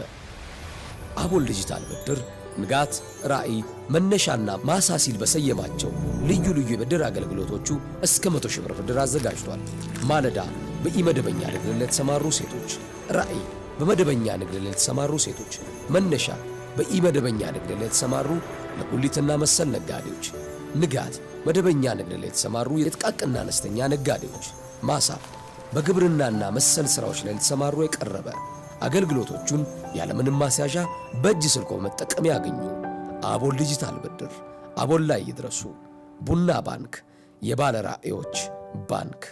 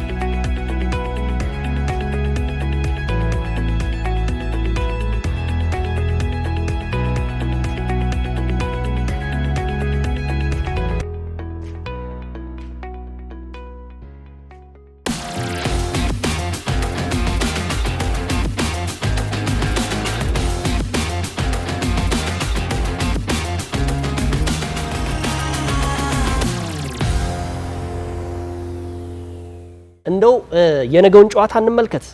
ሌላው ተጠባቂ የ11 ሰዓት ምሽት ጨዋታ ነው። ዓለም አቀፍ የትልልቅ ጨዋታዎች የአገር ጨዋታዎች ሲኖሩ ከዛ በፊት ለማንቸስተር እና ለማንቸስተር ዩናይትድ አሰልጣኞች ጥሩ ያልሆነ ጊዜ ነው እየተባለ የሚገኘው። ይሄ ደግሞ መጥቶ ወደ አሞሪም ይመጣል። ሰንደርላንድን ከመግጠማቸው በፊት እኛ አሰልጣኝ በጣም ትልቅ ጫና ውስጥ ይገኛሉ። ዩናይትድ ብዙ ውሳኔዎችን የሚያሳልፈው ከዓለም አቀፍ ጨዋታ በፊት ነው እየተባለ ይገኛል። ሰንደርላንድ ከማንቸስተር ዩናይትድ የሚያደርጉት ጨዋታ ምን ያስመለክተናል? እውን ጥቋቁር ድመቶቹ በኦልትራፎርድ ምን ሊያመጡ ይችላሉ? ከዛ በተረፈ ትልቁ ጫና እየገባ የሚገኘው አንድ ቁጥራዊ መረጃዎች እያየው ነበረ። ሩበን አሞሪም 50ኛ ጨዋታቸውን እያደረጉ ይገኛሉ። የሰንደርላንዱ የኦልትራፎርድ ጨዋታ በዛ ጨዋታ ላይ የሚገርምህ ነገር ከሰር አሌክስ ፈርጉሰን በኋላ ያሉት 5 አሰልጣኞች 50ኛ ጨዋታቸውን ተሸንፈዋል። አሰልጣኝ ሩበን አሞሪም 50ኛ ጨዋታቸውን የሚሸነፉ ከሆነ ይሰናበታሉ እየተባለ ይገኛል። ይህም ደግሞ ማያይዘልህ ደግሞ ከዓለም አቀፍ ጨዋታዎች በፊት አሰልጣኝ ኤሪክ ቴን ሃግ፣ አሰልጣኝ ሩበን አሞሪም፣ አሰልጣኝ ዴቪድ ሞይስ ተሰናብተዋል። ይሄ ምን ያስመለክተናል? ከባድ ውስብስብ የሆነ ይመስለኛል። ማንቸስተር ዩናይትድ ጨዋታ እውነት ለመናገር ከታላላቆቹ ክለቦች በላይ እርግጥ ማንቸስተር ዩናይትድ አሁንም ታላቅ ክለብ እንደሆነ ይታወቃል። ግን በቅርብ ጊዜያት ከውጤት ማጣት ጋር ተያይዞ ማንቸስተር ዩናይትድ አሁን ላይ ደካማ ጉዞን እያደረገ ይገኛል። ግን አሁን ትልልቆቹ ምንላቸው ወይ ደግሞ በሊጉ አናት ላይ ከሚገኙ ክለቦች በላይ የማንቸስተር ዩናይትድ ጨዋታ ከሳምንት ሳምንት ተጠባቂ ሆኗል። ይህ የሆነበት ምክንያት ደግሞ አስከፊ ጉዞ በምን ያህል ጊዜ ይገታል ወይስ ወደ ጥሩ አቋማቸው ይመለሳሉ የሚለው ጉዳይ በበርካቶች ዘንድ የሚጠበቅ ነው። ለዛም ነው ቅድም የአርሰናልና የማንቸስተር ዩናይትድ ጨዋታ ተመሳሳይ 11 ሰዓት መሆኑ ለእግር ኳስ አፍቃሪዎች ዘንድ ያን ያህል ትርጉም አይኖረው። ምክንያቱም የተለያየ ሰዓት ቢሆን ኖሮ ሁለቱንም ጨዋታዎች ለመመልከት እድል ይኖራል ብዬ ስለማመን ማንቸስተር ዩናይትድ ከ33 ዓመታት በኋላ ደካማ የተባለው የውድድር ዓመት ጅማሬን አድርጓል። እንግዲህ ባለፉት 6 የፕሪሚየር ሊጉ ጨዋታዎች 3 ሽንፈት ገጥሞታል፣ 2 አሸንፏል፣ 1 ደግሞ አቻ ተለያይቷል። አሰልጣኝ ሩበን አሞሪም በያዝነው ሳምንት ይገ እኛም በዜና ሽፋናችን ለመዳሰስ ሞክረን ነበር። 3 ምክር ሀሳብ የሚመስሉ ምክሮች ለሩበን አሞሪም ቀርበውላቸዋል። አሰልጣኝ ሩበን አሞሪም ባለፉት ጊዜያት እንግዲህ የተሳካ ጊዜያትን በማንቸስተር ዩናይትድ እያሳለፉ አይደለም። የእሳቸው በራሴ ሀሳብ ቆይበታሉ ያሉበት ያጫወት መንገድ እየሰራ አይደለም በቀይ ሰይጣኖቹ ቤት። ስለዚህ ሩበን አሞሪም ምን ማስተካከል አለባቸው? ዩናይትድንም ለመታደግ ራሳቸውንም በኦልትራፎርድ ወንበር ለማቆየት የሚል ምክር ሀሳብ ቀርቦላቸዋል። አንደኛው ካጫወት መንገዳቸው ጋር የተገናኘ ነው። እርግጥ ብዙዎች የእሳቸው ሲስተም ወይም ያጫወት መንገድ ሳይሆን የተጫዋቾች ችግር ነው ብሎ ያስባሉ። በእኔ ምልከታ እና በግል አስተያየቴ ግን የአሰልጣኙ ችግር እንጂ የተጫዋቾች ብቻ ነው የሚል እምነት የለኝ። ምክንያቱም አንድ አሰልጣኝ አንድ ሀሳብ ብቻ ነው ያለኝ ካለ ለምንድን ነው አሰልጣኝ የሆነው ብዬ ጠይቃለሁ። አንድ አሰልጣኝ ተለዋዋጭ የሆነ የተቃራኒ ቡድን ደካማና ጠንካራ ጎን ባጠና መልኩ አሰላለፍን ይዞ መግባት አለበት ብዬ አስባለሁ። አሰልጣኝ ሩበን አሞሪም ባለፉት ጊዜያት 3-2-4 የሚመስል ያጫወት መንገድ ተግባራዊ ያደርጋሉ። ቡድኑ በሚጠቃበት ወቅት በደንብ እየሸሸ በ5-4-1 ያሰላለፍ አይነት የጨዋታ ቅርጽ ሜዳ ላይ ተግባራዊ ያደርጋሉ። ለአብዛኞቹ ተጫዋቾች መሰላቸትን የፈጠረ ሁነትን እየተመለከትን እንገኛለን። እሳቸው አሁንም እርግጥ የተረጋገጡ መረጃዎች ባይሆኑም ሰር ጂም ራትክሊፍ ከእሳቸው ጋር ንግግር ባደረጉበት ወቅት ሰር ጂም ራትክሊፍ የእግር ኳስ እንቅስቃሴዎችን የሚቆጣጠሩ ሰው እንደመሆናቸው አሰላለፋቸውን እንዲቀየሩ ምክር ሀሳብ እንዳቀረቡላቸው ይነገራል እና ወደ 4 ተከላካዮች እንዲመለሱ ጥያቄ አቅርበዋል ይባላል። እርግጥ የአሰልጣኙ ሩበን አሞሪም ሀሳብና ያጫወት መንገድ ካልሰራ አሰልጣኙ ይህንን መቀየር ይጠበቅባቸዋል ብዬ አስባለሁ። ካልሆነ ግን አሰልጣኙ በቀጣይ ተሰናባች የሚሆኑበት መንገድ ይኖራል። ሌላው ከተጫዋቾች ጋር በተገናኘ አንዳንድ ጊዜ የምትጠቀማቸውን ተጫዋቾች መለየት አስፈላጊ ይመስለኛል። ለምሳሌ ወጣቱ ተከላካይ ሌኒ ዮሮ አሁን ላይ በጣም ጥሩ ከሚባሉ ወጣት ተከላካዮች መካከል አንደኛው ነው። ግን ኮንሲስተንት ሆኖ በአሰልጣኝ ሩበን አሞሪም ስር ሲጫወት አልተመለከትነውም። ከሳምንት ሳምንት እየተቀየረ ሲጫወት እንመለከተዋለን። ያ ተጫዋች ግን ካለው ብቃት አንጻር በወጥነት በማንቸስተር ዩናይትድ ቤት ውስጥ መቆየት አለበት ተብሎ ይጠበቃል። አሁን ይሄ ተመልክተ ከሆነ በአሰልጣኝ ሩበን አሞሪም ወደ ፕሪሚየር ሊጉ ከመጡ ጀምሮ ከሳቸው በላይ ተጫዋቾችን ያቀያየረ በመሃል ተከላካይነት የለምና ይህ ደግሞ ደፍረ የምታደርገው አይደለም። ለረጅም ዓመታት በፕሪሚየር ሊጉ የተመለከትናቸው በወጥ ብቃት የተጫወቱ ተከላካዮች ለረጅም ጊዜ አብረው የተጫወቱ ናቸውና በማሳያነት እነ ሳሊባና ጋብሪኤልን ማንሳትም ልንችል ይሆናል። ሌላው የነ ኮቢ ሜኑ ሚና በቡድን ውስጥ ያለው ሚና በጣም የተገታ ሆኗል። ያ ደግሞ ብሩኖ ፈርናንዴዝ እንዲባከን አድርጎታል ይላሉ። ለምሳሌ ኮቢ ሜኑ ከካዝሜሮም ከማኑኤል ኡጋርቴን በተሻለ የመሃል ሜዳውን ሚዛን እንዲጠብቅ የማድረግ አቅም ይኖረዋል ብዬ አስባለሁ። ያ ደግሞ ብሩኖ ፈርናንዴዝ አድቫንስድ በሆነ ሮል የማጥቃቱን ክፍል ብቻ እንዲያግዝ ማድረግ ይቻላል ብዬ አስባለሁ። ሌላው ግብ ጠባቂው የመጣው ሴን ላመንስ አሰልጣኙ እስካሁን እየተጠቀሙበት አይደለም። ያ ደግሞ ቡድኑ ውስጥ አዲስ መንፈስ እንዳይኖር አድርጎታል ተብሎ ይታሰባል። ሌላው በሶስተኛ ደረጃ ላይ ምክር ሀሳብ የቀረበላቸው ከሚዲያ ጋር የሚያደርጓቸው ቃለ ምልሶች ጥንቃቄ ማድረግ አለባቸው። ያ ደግሞ በተጫዋቾች ስነ ልቦና ላይ ጫና ስለሚፈጠር አሰልጣኙ ጥንቃቄ ማድረግ አለባቸው ተብሎ ይጠበቃል። በተሸነፉ ጊዜ በማንቸስተር ዩናይትድ ታሪክ ልክ እንደኛ ደካማ ቡድን የለም ሲሉ ይናገራሉና ተጫዋቾቹ በምን ተነሳሽነት ያንን ሊያደርጉ ይችላሉ ተብሎ ይጠበቃል። ቅድም ያነሳው ሀሳብ ገዢ ይመስለኛል። አሰልጣኝ ሩበን አሞሪም 14ኛ ደረጃ ላይ ይገኛል ቡድናቸው። የነገው ጨዋታ ቀላል የሚባል አይደለም። ሰንደርላንድ በውድድር ዓመቱ 11 ነጥቦችን ይዞ 5ኛ ደረጃ ላይ የተቀመጠ ቡድን ነው። ሰንደርላንድ በነ ግራኒት ዣካ ባለልምድ ተጫዋቾች እየተመራ ፈታኝ ቡድን እንደሆነ ይታወቃል። አትሊስት ማንቸስተር ዩናይትድ በሜዳው እንደሚያደርገው ጨዋታ ደረጃውንም ለማሻሻል ከዓለም አቀፍ ጨዋታዎች መልስ ደግሞ በጥሩ መንፈስ ለመመለስ የነገው ጨዋታ ይግድ ያስፈልገዋል ብዬ አስባለሁ። አዎ ያው ዩናይትድ ምንም ጥያቄ የለውም በጣም ክራይሲስ ውስጥ ያለ ቡድን ነው። ከሜዳ ውጭም ሜዳ ውስጥም ያለው ዩናይትድ አግባብ ያለ ዩናይትድ አይመስለኝም። ያ ታላቁ ዩናይትድ በዚህ ልክ ማየታችን አግባብ ነው ብዬ አይደለም። ምክንያቱም በአሰልጣኞች በኩል ስታይ ከሰሞኑ እንግዲህ ከ70 ሚሊዮን ፓውንድ በላይ ለአሰልጣኞች ካሳ የከፈለ የምድራችን የፕላኔታችን የመጀመሪያው ክለብ ማንቸስተር ዩናይትድ ነው። ለጆዜ ሞሪንሆ 19.5 ሚሊዮን ፓውንድ ካሳ የከፈለ የመጀመሪያው ቡድን ነው። እንደውም አንዳንድ ጊዜ ምን ይባላል ማንቸስተር ዩናይትድ ውስጥ ገብተህ አትራፊ ሆነህ ትወጣለህ። አሰልጣኝ ይሳካልም አይሳካልም። ይህ እንግዲህ በአሰልጣኝ ሩበን አሞሪም ላይ ያለው ጫና ነው። እኛ አሰልጣኝ አይበለውና እኔ እንዲሰናበቱ አልፈልግም። ቢሰናበቱ 12 ሚሊዮን ፓውንድ ካሳ ይከፍላል። አሁንም ሌላ ክራይሲስ ውስጥ ያለ ቡድን ነው። ከዛ በተረፈ ዩናይትድ በነገራችን ላይ ከ2023 የውድድር ዘመን በኋላ ተከታታይ ኦልድ ትራፎርድ ላይ ከሁለት ጨዋታ በላይ ማሸነፍ አልቻለም። አሁን በሩበን አሞሪም ሁለት ተከታታይ ጨዋታዎችን በኦልድ ትራፎርድ አሸንፏል ማንቸስተር ዩናይትድ። ሶስተኛውን የሚያደርገው ከሰንደርላንድ ጋር ነው። ሶስተኛውን ካሸነፉኛ አሰልጣኝ ብዙ ነገሮችን ይዘው ይመጣሉ። አንደኛ ለሳቸው ፎይታ ነው። ሁለተኛ 50ኛ ጨዋታቸውን ክብረ ወሰኑን ይመዘግብላቸዋል ከአምስቱ አሰልጣኞች በኋላ። ሶስተኛው ደግሞ ከ2023 በኋላ ለመጀመሪያ ጊዜ ተከታታይ በኦልድ ትራፎርድ 3 ጨዋታዎችን ያሸነፉ የመጀመሪያው አሰልጣኝ ይሆናሉ። ይሄ ግን ያሳዝናል ለማንቸስተር ዩናይትድ። ቅድም በመግቢያ ላይ ስለነበረው አርሰናል 26 ጨዋታዎችን በተከታታይ በኤምሬትስ አሸንፏል እያልን ዩናይትድ ግን 3 ጨዋታዎችን ማሸነፍ እንደ ክብረ ወሰን ማንሳታችን ተገቢ አይደለም። ይሄ ማለት ክራይሲስ ውስጥ መኖሩ አንዱ ነው። ለሳቸውም ለክለቡም ሲሉ ነገ ተጫዋቾቹ መስዋዕትነት ይከፍላሉ እየገምታለሁ። የቀድሞ ተጫዋች ዋይኒ ማርክ ሩኒ በጣም የምቆጭበት ያለው እንደነዚህ አይነት ተጫዋቾችን የዩናይትድ ማሊያ ለብሶ ሳይ በጣም ያሳዝናል፣ በጣም ያመኛል ሲል የተናገረበት ሳምንት ነበር። ብዙዎቹ የዩናይትድ ደጋፊዎች በጣም የሚቆጩት በዚህ ነው። ምክንያቱም አሁን 14ኛ ደረጃ ላይ ነው የሚገኘው። ቀጣይስ ምን ደረጃ ላይ እንደሚገኝ ምን ማሰብ ይቻላል? ሁለተኛኛ አሰልጣኝ አሁን በዚህ ጊዜ ቢሰናበቱ ማንን ነው የምታመጣው? አንዳንዶቹ አሰልጣኞች አሁን ዩናይትድን በአጋማሹ ላይ መረከብ የማይፈልጉ ብዙ አሰልጣኞች አሉ። ምክንያቱም ዋስትና የላቸውም በውድድር አመቱ መጨረሻ ላይ እንደማይሰናበቱ። ላይክ ሩድ ቫን ኒስተልሮይ እንደዚህ አይነት እጣ ላይ ያጋጠመው የክሪስታል ፓላሱ አሰልጣኝ በጣም ከሚፈልጉ የአውሮፓ ታላላቅ አሰልጣኞች ውስጥ ሆኗል። ዩናይትድ የመጀመሪያ ታርጌት ያደረገባቸው አሰልጣኝ ሆኗል። እሳቸው ግን ክሪስታል ፓላስን ከውድድሩ አመት መጨረሻ በፊት መውጣትን መልቀቅ እንደማይፈልጉ አሳያ ነው። ስለዚህ ዞሮ ዞሮ ቅድም ስታነሳ የነበረው ከአመራሮቹ ጋር ያላቸው መስተጋብር ጥሩ መሆን የኛ አሰልጣኝ ቀጣይ ታፈንታ ጥሩ ሊሆን ይችላል። ግን እኔ ደግሞ በተቃራኒው ማስበው የኛ አሰልጣኝ የጨዋታ ፍልስፍና ግግም ማለት ብቻ ሳይሆን አንዳንድ ጊዜ ምን አለ መሰለ አስተማሪ ሆነህ ለተማሪዎቹ የምታሳያቸው ትምህርት አለ። ግዴታ ይሄን ማወቅ አለባቸው ብለ ካጠኑ ሊገባቸው ይችላል። የማይገባቸው ከሆነ ወይ ስተቱ እነሱ ጋርስ ቢሆን ነው የተጫዋቾቹ ስተት ቢሆን።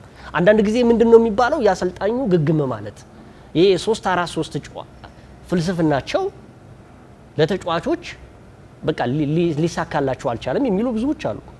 ነገር ግን ተጫዋቾቹ ሲያን አክሰፕት ካላደረጉት እንዴ ሩበን አሞሪም እኮ ስፖርቲንግ ሊዝበን ላይ የሚታወቁበት የጨዋታ ፎርሜሽን ይሄ ነበር።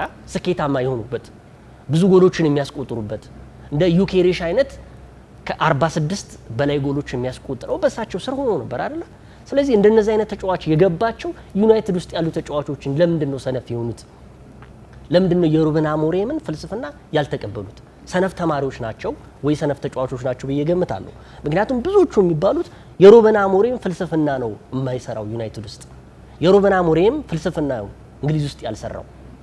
እሺ የሩበን አሞሪምን ፍልስፍና ያልተቀበለስ ቢሆን የዛሬ 3 እና 4 አመታት ላይ ሩበን አሞሪም ስኬታማ ሆኖ አንድ ትልቅ ቡድን ይዘው የአውሮፓ ሻምፒዮንስ ሊግ፣ የእንግሊዝ ፕሪሚየር ሊግ ቢያሸንፉ ሩበን አሞሪም ናቸው ስተተኛ ማለት እንችላለን?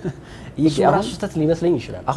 አሁን በየጊዜው የዘመናዊ እግር ኳስ እየተቀየረ መጥቷል። ለምሳሌ ኦሊቨር ግላስነር እኮ በ3 ተከላካዮች የሚጫወቱ አሰልጣኝ ናቸው። አሁን ለምሳሌ ባለፉት 17 ያህል ጨዋታዎች ያልተሸነፉበት፣ በእንግሊዝ ኤፍኤ ዋንጫ ማንቸስተር ሲቲን ዌምብሌ ላይ ያሸነፉበት፣ ሊቨርፑልን በኮሚኒቲ ሺልድ ዋንጫ ያሳጡበት መንገድ እኮ በ3 ተከላካዮች ነው የሚጫወቱት። ግን ምን አምናለሁ መሰለኝ ባሉ ተጫዋቾች አቅም መጠቀም አለበት ብዬ ነው የማምነው። ለምሳሌ ኦሊቨር ግላስነር ወደ ማንቸስተር ዩናይትድ ቢመጡ ይህንን አሰላለፍ ላይ ጠቀሙበት ይችላሉ። ለምን ካልክ የራሳቸውን የጨዋታ መንገድ የሚወዱት አሰላለፍ ቢሆንም ያሏቸው አቅም ያላቸው የተጫዋቾች አቅም ግን መገምገም ያንድ አሰልጣኝ ኳሊቲ ነው ብዬ አምናለሁ። ለምሳሌ አሰልጣኝ ቶማስ ፍራንክ በብሬንትፎርድ በነበሩበት ጊዜ በ3 ተከላካዮች የሚጫወቱ አሰልጣኝ እንደሆኑ ይታወቃሉ። በርካታ አድናቆት ያተረፉበትም ትልልቅ ክለቦች የሚፈተኑበት መንገድ በ3 ተከላካዮችን መጫወትን የሚመርጡ አሰልጣኝ ናቸው። እኛ አሰልጣኝ ወደ ሰሜን ለንደኑ ክለብ ቶተንሃም ሆትስፐር ከመጡ በኋላ የተጫዋቾችን አቅም ካዩ በኋላ እነዛ ተጫዋቾች ባለፉት ጊዜያት ሲጫወቱበት የለመዱበትን ያጫወት መንገድ ተግባራዊ ያደርገውታል። ለምሳሌ በ4 ተከላካዮች ነው የሚጫወቱት። በግራ በኩል ጄድ ስፔንስ ያሰልፋሉ። መሀል ላይ እነ ክርስቲያን ሮሜሮና ሚኪ ቫንደቪንን አሰልፈው በቀኝ በኩል እንደነ ፔድሮ ፖሮ ይጠቀማሉ። ጠንካራ የተከላካይ ክፍል ከገነቡ ክለቦች መካከል ቶተንሃም ሆትስፐርስ አንደኛው ነው። አሰልጣኝ ቶማስ ፍራንክም ጥሩ የመከላከል ቡድን በመገንባት የሚታሙ ቡድን አሰልጣኝ አይደለም። ያላቸው የተጫዋቾች አቅም ግን ገምግመው ያንን ተግባራዊ አድርገዋል። በነገራችን ላይ በቅድመ ውድድር ዝግጅት በ3 ተከላካዮች ለመጫወትን ሞክረዋል። ግን ሲመለከቱት ያንን ተግባራዊ ማድረግ በቶተንሃም ሊፈትናቸው እንደሚችል ከተረዱ በኋላ ሌላ ሀሳብ በቶተንሃም ማስረጽ ችሏል። ሩበን አሞሪም አሁን ያለው ሀሳባቸው የራሳቸው መንገድ እሳቸው ያሻግረኛል ብለው ያመኑበት ሊሆን ይችላል። ግን ተቃራኒ ቡድኖች ለምሳሌ ካንተ ጋም ሲጫወት ከካሜራማናችን አሌክስ ጋም ሲጫወት ተመሳሳይ ያጫወት መንገድን ይዤ መመጣ ከሆነ እናንተ በቀጣይ እኔን የማታጠኑበት መንገድ ሊገባኝ አይችልም። ምክንያቱም አንተም ኦልሬዲ ምን አይነት ያጫወት መንገድ ልጠቀም እንደምንችል ስለምታውቅ የኔን ደካማ ጎን መፈለግ ላይ ነው ትልቁ ስራ የሚሆነው። ለዛም ነው አሁን ዩናይትድ በካራባኦ ዋንጫ በግሪምስቢ ታውን ተሸንፎም ከውድድርም ሲሰናበት ከፕሪሚየር ሊግ ውስጥ ታላላቅ ከሚባሉ ክለቦች መካከል የሆኑት አርሰናልና ሲቲም ሲጫወት አንድ አይነት ያሰላለፍ መንገድ ይዘ ከመጣ የአሰልጣኙ ሀሳብ ምን ላይ ነው?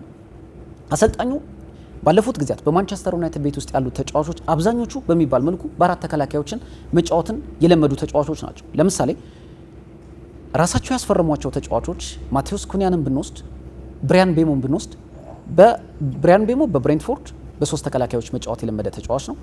ማቲያስ ኩኛም እንዲሁ በአሰልጣኝ ቪቶር ፔሬራ በሁልቭስ ላይ እንዲሁ በተመሳሳይ አይነት የሩበን አሞሪም ያጫወት መንገድ የተጫወተ ተጫዋች ግን እዚህ ላይ አልሰራም። ለዛም ነው ማለት የተጫዋቾችን አቅም መሰረት ባደረገ መልኩ ነው ያንተ ያሰላለፍ መንገድ ያጫወት መንገድ ተለዋዋጭ መሆን አለበት ብዬ ማምነው። ለዛም ነው ዩናይትድ በጣም እየተፈተነ የሚገኘው። አሁን ተመልከት ለምሳሌ የሳቸው ያጫወት መንገድን ተግባራዊ አድርጎታልና በቀላሉ ተላምዶታል ተብሎ ሲጠበቅ የነበረው አማድ ያለው አሁን በቀደመ ብቃቱ ላይ አይገኝም። ተመልክተ ከሆነ ይበልጥ በመከላከሉ ረገድ ሚናው ከፍ ብሎ እንዲታይ እያደረጉት ነው። ያ ደግሞ የተጫዋቹን አቅም እየገደሉት እንደሆነ ማሳያ ነው። ብሩኖ ፈርናንዴዝ ካለው አቅም አንጻር ከዚህ በተሻለ መልኩ ለማንቸስተር ዩናይትድ ግልጋሎት መስጠት የሚችል ተጫዋች እንደሆነ ይሰማኛል። በ2020 ከስፖርቲንግ ሊዝበን ዩናይትድ ከመጣ ጀምሮ ባለፉት 5 ዓመታት 4 ጊዜ የክለቡ ኮከብ ተጫዋች ተብሎ የተመረጠ ተጫዋች ነው። በዘንድሮ የውድድር ዓመት አጉል እየባከነ ከሚገኙ ተጫዋቾች መካከል ይገኝበታል። ስለዚህ አትሊስት ተጫዋቾቹ መሰላቸት ውስጥም ከመግባታቸው ያሰልጣኙ ፍልስፍና ተመሳሳይ ያጫወት መንገዳቸውም ተመሳሳይ ሁሌ ከሚሆን አንዳንድ ጊዜ ቀየር እያደረጉ የተቃራኒ ቡድን ደካማና ጠንካራ ጎንን እያጠኑ ወደ ሜዳ ካልገቡ የማንቸስተር ዩናይትድ ችግር በዚሁ የሚቀጥል ይመስለኛል። አው ያው ምን አስታወስከኝ አንዳንድ ጊዜ ሰነፍ ተማሪና ሰነፍ ተጫዋች አሰልጣኙን ነው ሁልጊዜ የሚተቸው። ምክንያቱም ጎበዝ ስላልሆነ የእሳቸውን ፍልስፍና ካልተቀበለ። ሰነፍ ተማሪ ደግሞ ትምህርት ሚኒስቴርን ነው 12ኛ ክፍል ላይ ብዙ ተማሪው ይወድቃል። ትምህርት ሚኒስቴር ባመጣው ጠበቅ ያለ የአለመኮራረጅ የሚሉ ሰዎች አሉ። አሁንም ሩበን አሞሪም ጠበቅ አድርገው መያዛቸው የእሳቸውን ፍልስፍና የማይቀበል ባለመኖሩ ያው ሩበን አሞሪምን የሚወቅሱ ብዙዎች አሉ። እንደው ማጠቃለያ እናደርገውና ምናልባት ደግሞ ሲንግል አውት አድርገን የምናያቸው ተጫዋቾች ይኖራሉ ዩናይትድ ውስጥ። አሁን ከፋም ለማም ባለፈው 2 ፔናልቲዎች ቢስትም እስካሁን እንግዲህ ደሙን እየሰጠ የሚገኘው አንዱ ብሩኖ ፈርናንዴዝ ነው። ባለፉት የውድድር ዓመት ላይ እንግዲህ ፈርናንዴዝ በወጥነት አቋሙ በማንቸስተር ዩናይትድ ላይ ልዩነት ፈጣሪ ተጫዋች መሆኑን እናስታውሳለን። 5 ጎሎችን ሲያስቆጥር 6 ለጎል የሚሆኑ ኳሶችን አቀብሏል። በልዩነት ልታነሳው ትችላለህ። ከዛ በተረፈ በዚህ የውድድር ዘመን እንግዲህ በፕሪሚየር ሊጉ 9 ኳሶች ከመስመር ያለፉ ተጫዋቾች ለተጫዋቾች አቀብሏል። 37 የግብ ተሳትፎ ነበረው ባለፉት የውድድር ዓመታት ላይ። በተለይ ከየትኛውም ተጫዋች በላይ ልዩ የሚያደርገው ብሩኖ ፈርናንዴዝን ማለት ትችላለህ። እንግዲህ ወደ ሰንደርላንድ እና ወደ ዩናይትድ ወቅታዊ ብቃት ብቻ ሳይሆን የነበራቸውን ታሪክ ስታይ የዩናይትድ ከሰንደርላንድ ጋር ባደረጋቸው ያለፉት 30 የሊግ ጨዋታዎች ሰንደርላንድ 2 ጨዋታዎችን ብቻ ነው ማሸነፍ የቻለው። ይሄ ለዩናይትድ ጥሩ ነው። ያንስ የቀደመ ታሪካቸውን ስታስታውሰው ጥሩ ሊሆን ይችላል። ከዛ 2ቱን ብቻ ነው ያሸነፈው። እሱንም እንግዲህ ኤፕሪል እንደ አውሮፓውያኑ ዘመን ቀመር 2017 የውድድር ዘመን ላይ 3-0 ነበረ ሰንደርላንድ ያሸነፈው። ከዛ በተረፈ በሁሉም ውድድሮች ሰንደርላንድ በሜ 2014 ይህን ጨዋታ አስታውሰዋለሁ። በሰባስቲያን ላርሰን ጎል 1-0 ያሸነፈበት ሰንደርላንድ ያ ጨዋታ የሚደንቅ ያን ጊዜ እንግዲህ አሰልጣኝ ሰር አሌክስ ፈርጉሰን ከለቀቁ ከ1 ዓመት በኋላ የተሸነፈበት ሰንደርላንድ በዛን ዘመን የነበረ ጨዋታ ነው። በአጠቃላይ ሰንደርላንድ እንግዲህ የነገ የመክፈቻውን ጨዋታ ከዌስትሃም ዩናይትድ በኋላ ጥሩ የውድድር ዓመት እያደረገ የሚገኝ ነው። ዌስትሃም ዩናይትድ የምናስታውሰው ከሆነ 2012 የውድድር ዘመን ላይ ወጥ የሆነ ብቃት ይዞ በነበረበት ጊዜ 4ኛ ደረጃ ላይ የተቀመጠበት ነው። አሁንም ሰንደርላንድ የዌስትሃምን ታሪክ እየደገመ ይገኛል። ዩናይትድ እንግዲህ ትልቅ ጨዋታ ይገጥመዋል ብዬ እገምታለሁ። ያው የነ ግራንድ ዣካም መኖር ወደ ሰንደርላንድ ለማንቸስተር ዩናይትድ ትልቅ ስጋት ይሆንበታል ብዬ ገምታለሁ። እንደው ካለን ሰዓት አንጻር ቼልሲ ከሊቨርፑል እንደዚሁም ደግሞ ሲቲ ከብሬንትፎርድ የሚያደርጉትን ጨዋታ ነገ ምሽት 1 ሰዓት ተኩል ላይ ተጠባቂው ጨዋታ ቼልሲ እንግዲህ ሊቨርፑልን በስታንፎርድ ብሪጅ የሚያስተናግድበት ነው።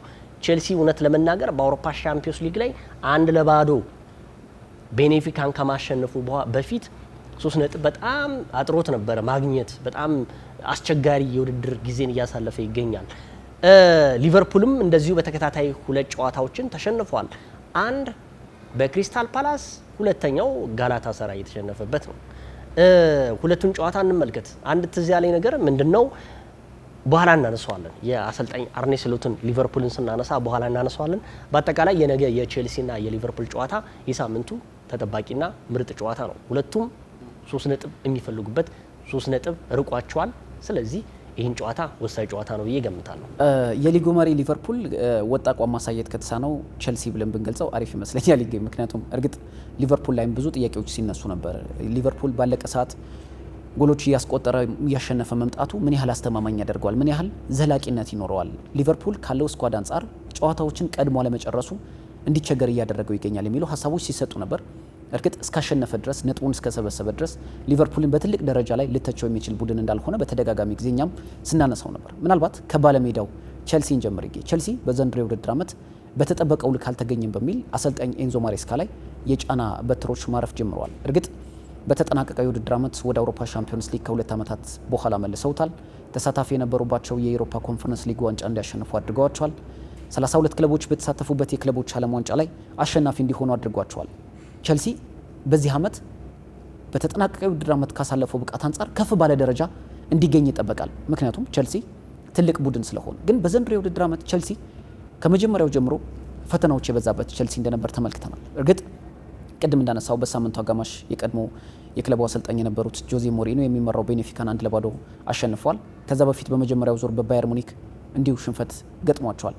በስድስተኛ ሳምንት የፕሪሚየር ሊጉ መርሃ ግብር ግን ያልተጠበቀ ሽንፈት በስታንፎርድ ብሪጅ በብራይተን 3-1 ተሸንፈዋል። አሁን ቼልሲ ላይ አሰልጣኝ ኤንዞ ማሬስካ ከአንዳንድ ተጫዋቾች አጠቃቀም ጋር በተገናኘ ሁለተኛ ነገር ደግሞ ልምድ ያለው ተጫዋች ቡድን ውስጥ አለማካተቱ የበለጠ እንዲጋለጥ አድርጎታል የሚሉ ሀሳቦች ይነሳሉ። ለምሳሌ ልምድ ያላቸው ተጫዋቾች ስንል አብዛኞቹ በቼልሲ ቤት ውስጥ የተሰበሰቡት ወጣቶች ድንቅ ከዋክብቶች ቢሆኑም አብዛኞቹ በወጣትነት እድሜ ላይ የሚገኙ ተጫዋቾች ናቸው።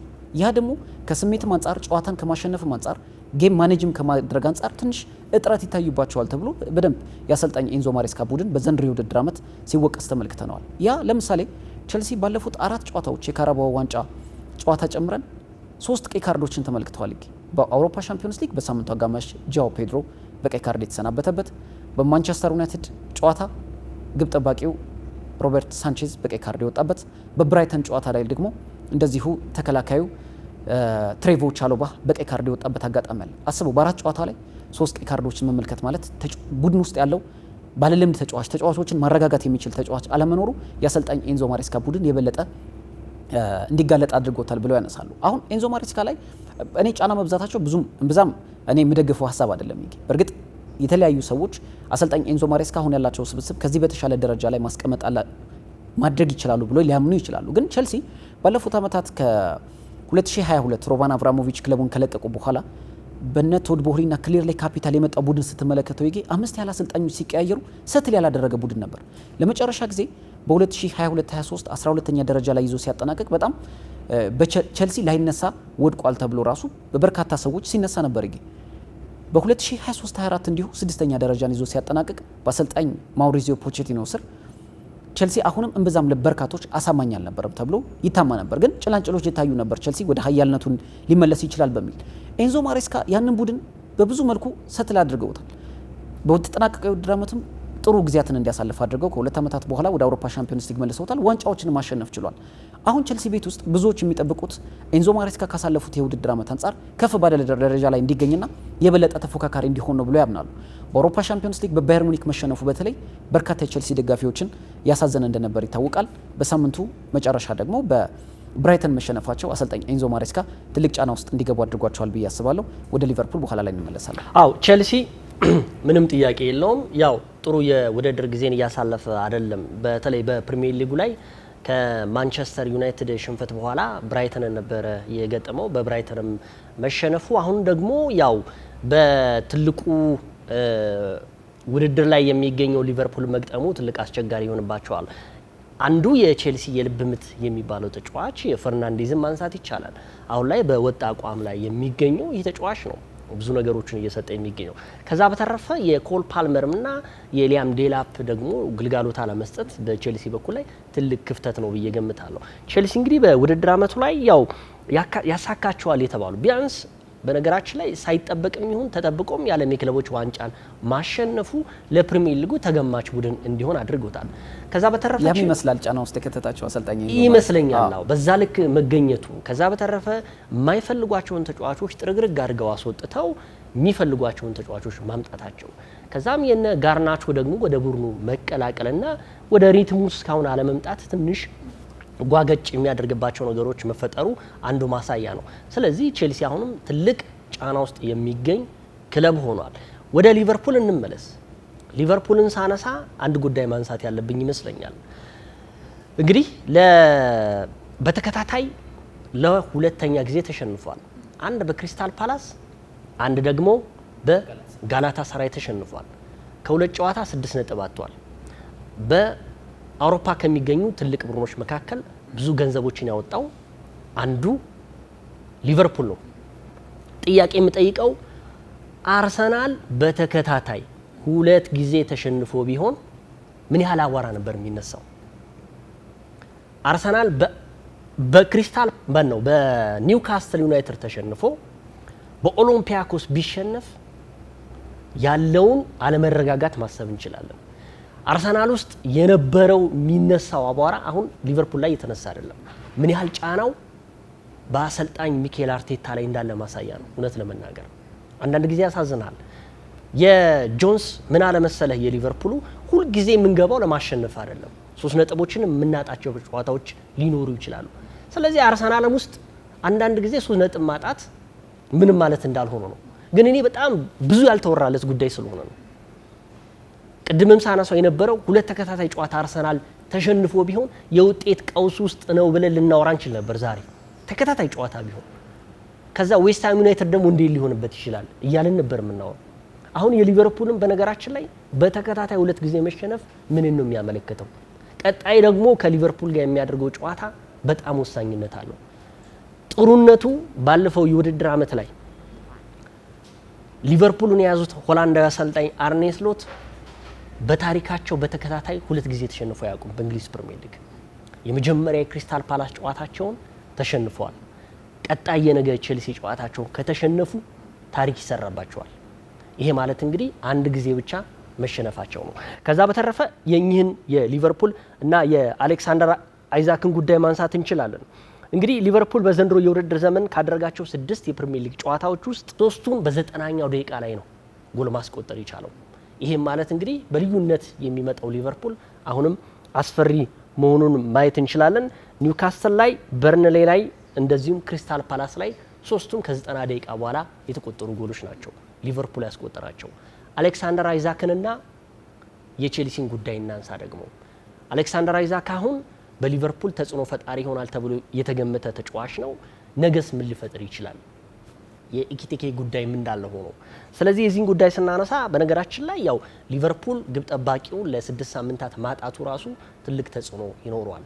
ባለፉት 3 ጨዋታዎች ላይ ቃል ተመልክተ ከሆነ ሊቨርፑል ያልተሸነፈባቸው ጨዋታዎች በክሪስታል ፓላስ ብዙ ጎሎች ከመቆጠር ያዳነው አሊሰን ቤከር ነበረ።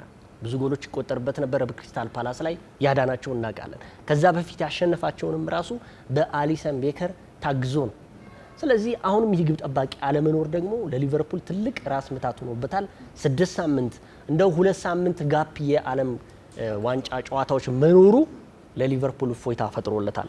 ከዛ በተረፈ ሊቨርፑል ላይ ቼልሲ ላይ ጎል የሚያስቆጥረው አሌክሳንደር አይዛክ እንግዲህ ያለፉት 2 የፕሪሚየር ሊግ ጨዋታዎች ላይ በ2023 24 የውድድር ዘመን በ2024 25 የውድድር ዘመን ላይ ሁለቱን ጎሎች ያስቆጠረባቸው ኒውካስል ላይ ኖሮ ክሪስታል ማን ነው አሌክሳንደር አይዛክ ቼልሲ ላይ ያስቆጠረው እሱ ነው። ስለዚህ ሊቨርፑልም ላይ ሲመጣ ይሄን ነገር ሊደግሞ ይችላል የሚሉ እሳቤዎች ይኖራሉ።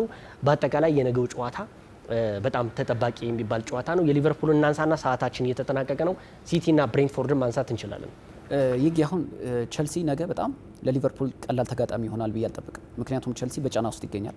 ከወዲሁ በ7 ነጥቦች ከመሪው ሊቨርፑል ርቆ በ8 ነጥቦች 8ኛ ደረጃ ላይ ነው የሚገኘው። 2 ጨዋታዎችን አሸንፏል፣ 2 አቻ ወጥቶ 2 ሽንፈትን ገጥሞታል። ስለዚህ ለሊቨርፑል ቀላል ተጋጣሚ አይሆንም። ምክንያቱም አሁን ያላቸው የነጥብ ልዩነት 7 መሆኑ ሊቨርፑል በስታንፎርድ ብሪጅ ቸልሲን የሚያሸንፈው ከሆነ የነጥብ ልዩነታቸው ወደ 10 የሚሰፋበት እድል ሰፊ ነው። ስለዚህ ይህ ደግሞ ቸልሲ ከዋንጫ ፉክክሩ በጊዜ እንዳይሰናበት ሊያደርገው ይችላል። ምክንያቱም 10 ነጥብ ማለት 4 ጨዋታ ያህል ነውና 4 ጨዋታ ያህል ደግሞ ለቸልሲ ሊቨርፑል ጋር ለመድረስ በጣም ትልቅ ፈተና ሊሆንበት ይችላል። ስለዚህ ቸልሲ ነገ በሙሉ ኃይሉ እንደሚገባ ይጠበቃል። ወደ ሊቨርፑል ስንመጣ ሊቨርፑል ላይ አሁን ትንሽ ቡድኑ ሚዛን የጎደለው መስሏል። ለምሳሌ የቀድሞ የማንቸስተር ዩናይትድ ተጫዋች ወይን ሩኒ ፍሎሪያን ቨርትስ ከአሰልጣኝ አርነ ስሎት ሲስተም ጋር እየሄደ ያለ ተጫዋች አይመስለኝም ሲል ተናግሯል። እርግጥ በአማካይ ስፍራ ላይ ባሳለፍነው የውድድር ዓመት የራያን ግራቨንበርግ፣ አሌክሲስ ማካሊስተር እና ዶሚኒክ ሶቦዝ ላይ ጥምረት እጅግ አስደናቂ ነበር። ያ ጥምረት በዘንድሮ የውድድር ዓመት እየተመለከት ነው አይደለም። እርግጥ 116 ሚሊዮን ፓውንድ የወጣበትን ተጫዋች አሰልጣኝ አርነ ስሎት ተቀያሪ ወንበር ላይ ማስቀመጥ ትልቅ ራስ ምታት ሆኖባቸው ሊሆን እንደሚችል እገምታለሁ። ምክንያቱም አሁን ያለው የሊቨርፑል ቡድን ውስጥ ሚዛን መጓደል ይታያል። ሌላው ተጫዋቾች ሰትል አለማድረጋቸው በቡድን ውስጥ በቀላሉ ግቦች እንዲቆጠሩበት ሆኗል። ለምሳሌ ሊቨርፑል አሁን ስቲል ነው የሊጉ መሪ ነው በ15 ነጥቦች ከተከታዩ አርሰናል በ2 ነጥብ ርቆ ይገኛል። እንግዲህ ሊቨርፑል ላይ በዘንድሮ የውድድር ዓመት ካደረጋቸው በሁሉም ውድድሮች ካደረጋቸው 9 ያህል ጨዋታዎች የካራባኦ ዋንጫ ጨምረን ብናነሳ 11 ያህል ጎሎች ተቆጥሮባቸዋል። ከአርሰናል ጋር ያለው ልዩነትን ተመልከተ። አርሰናል በሁሉም ውድድሮች 3 ጎሎች የተቆጠሩበት ቡድን ነው። ሊቨርፑል ላይ የ8 ያህል ዲፈረንስ አለ። ሊቨርፑል በትልቅ ሻምፒዮንነት የምትጠብቀው ቡድን ነው። ከአርሰናልም ከሲቲም ከቼልሲም ከዩናይትድም በላይ ለዋንጫው ትልቅ ግምቶችን ያገኘው ቡድን ነው። አንድ ሻምፒዮን መሆን የሚፈልግ ቡድን በዚህ ልክ ግቦች ገና በ9 ጨዋታዎች 11 ጎል ማለት በየጨዋታዎቹ ቢያንስ ከአንድ በላይ ጎሎች ተቆጥረውበታል ማለት ነው እና ይህ ለአሰልጣኝ አርነ ስሎት ትልቅ ራስ ምታት ነው። ሌላው አሰልጣኝ አርነ ስሎት ትልልቅ ተጫዋቾች ማኔጅ ለማድረግ ትንሽ የተቸገሩ ይመስለኛል። ግላዊ ምልከታዬ ቢሆን ምክንያቱም እኚህ አሰልጣኝ ትልቅ ክለብ የመምራት ልምድ የላቸው። ከዚህ በፊት የደቹን ክለብ ወይ ደግሞ የኔዘርላንዱን ክለብ ፌኖርድን በመሩበት ወቅት የደች ዋንጫን እንዲያሸንፍ አድርገውታል። አምና ሊቨርፑልን የፕሪሚየር ሊጉ ሻምፒዮን እንደሆነ አድርገውታል። በዘንድሮ የውድድር ዓመት ትልልቅ ተጫዋቾች ከፍተኛ ገንዘብ ወጥቶባቸው አንፊልድ ደርሰዋል። 95 ሚሊዮን ዩሮ ለሁጎ ኤኪቲኬ፣ 130 ሚሊዮን ፓውንድ የሚጠጋ የዝውውር ዋጋ ለአሌክሳንደር ኢዛክ፣ 116 ሚሊዮን ፓውንድ የሚጠጋ ለፍሎሪያን ቨርትስ የመሳሰሉ ተጫዋቾች አሉ። አሁን እነዚህ ተጫዋቾች ማኔጅ ለማድረግ አሰልጣኝ አርነ ስሎት ትንሽ የተቸገሩበት አጋጣሚ እየተመለከተ ነው። ለምሳሌ በአሌክሳንደር ኢዛክና በሁጎ ኤኪቲኬ ምርጫ ላይ ትንሽ ራስ ምታት ሆኖባቸዋል። ያ ደግሞ ተጫዋቾቹ ወጥ ሆኖ ከቡድኑ ጋር በፍጥነት የመላመዳቸው እድል የበለጠ እንዲቀዘቀዝ አድርጎታል። እርግጥ ሁጎ ኤኪቲኬ አስደናቂ ጅማሬን ያደረገው ግን አሌክሳንደር ኢዛክ የመሰለ አጥቂ ባለፉት 3 ዓመታት በፕሪሚየር ሊጉ ከታዩ ድንቅ አጥቂዎች መካከል የሆነው አሌክሳንደር ኢዛክን የፕሪሚየር ሊጉ ልምድ ያለው አሌክሳንደር ኢዛክን ማስቀመጥ ለአሰልጣኝ አርነ ስሎት ትልቅ ፈተና ሊሆንባቸው እንደሚችል ይገመታል። ሌላው ሁለቱም የመስመር ተከላካይ ተጫዋቾች ከአሰልጣኝ አርነ ስሎት ሲስተም ጋር በፍጥነት የተዋሃዱ አልመሰለኝም። አንደኛው ሚሎስ ኬርኬዝ ነው፣ ሌላኛው ደግሞ ጀረሚ ፍሪምፖንግ ነው። ይህ ደግሞ ለአሰልጣኝ አርነ ስሎት ሌላኛው ራስ ምታት ሆኗል። አሁን ሊቨርፑል ቤት ውስጥ ያለው የተከላካይ ክፍል ጎሎች የሚቆጠሩበት ለምን ሆነ ካል በእኔ ምልከታ አሁንም ኢብራሂማ ኮናቴ በቡድን ውስጥ ያለው ውል አለማራዘሙ የበለጠ ሰትል እንዳያደርግ አድርጎታልና በስነ ልቦና ረገድ ተረጋግቶ በሊቨርፑል እንዳይጫወት አድርጎታል። አንዳንዶች ምን ይላሉ? አሁንም ልቡ ወደ ሪያል ማድሪድ ሽፍት አድርጓል ወይ ደግሞ ቀድሞ ልቡ ሸፍቷል በሚል ያነሱታል። እርግጥ አንዳንዶች የ6 ቁጥር ሚናው ቦታው ላይ አለመረጋጋቱም የመሃል ሜዳው አማካይ ስፍራ ላይ ሚዛን አለመጠበቁ ለተከላካዮች ሽፋን የሚሰጡ ተጫዋቾች ሚናቸው ቀንሷል ብለው ያነሳሉ።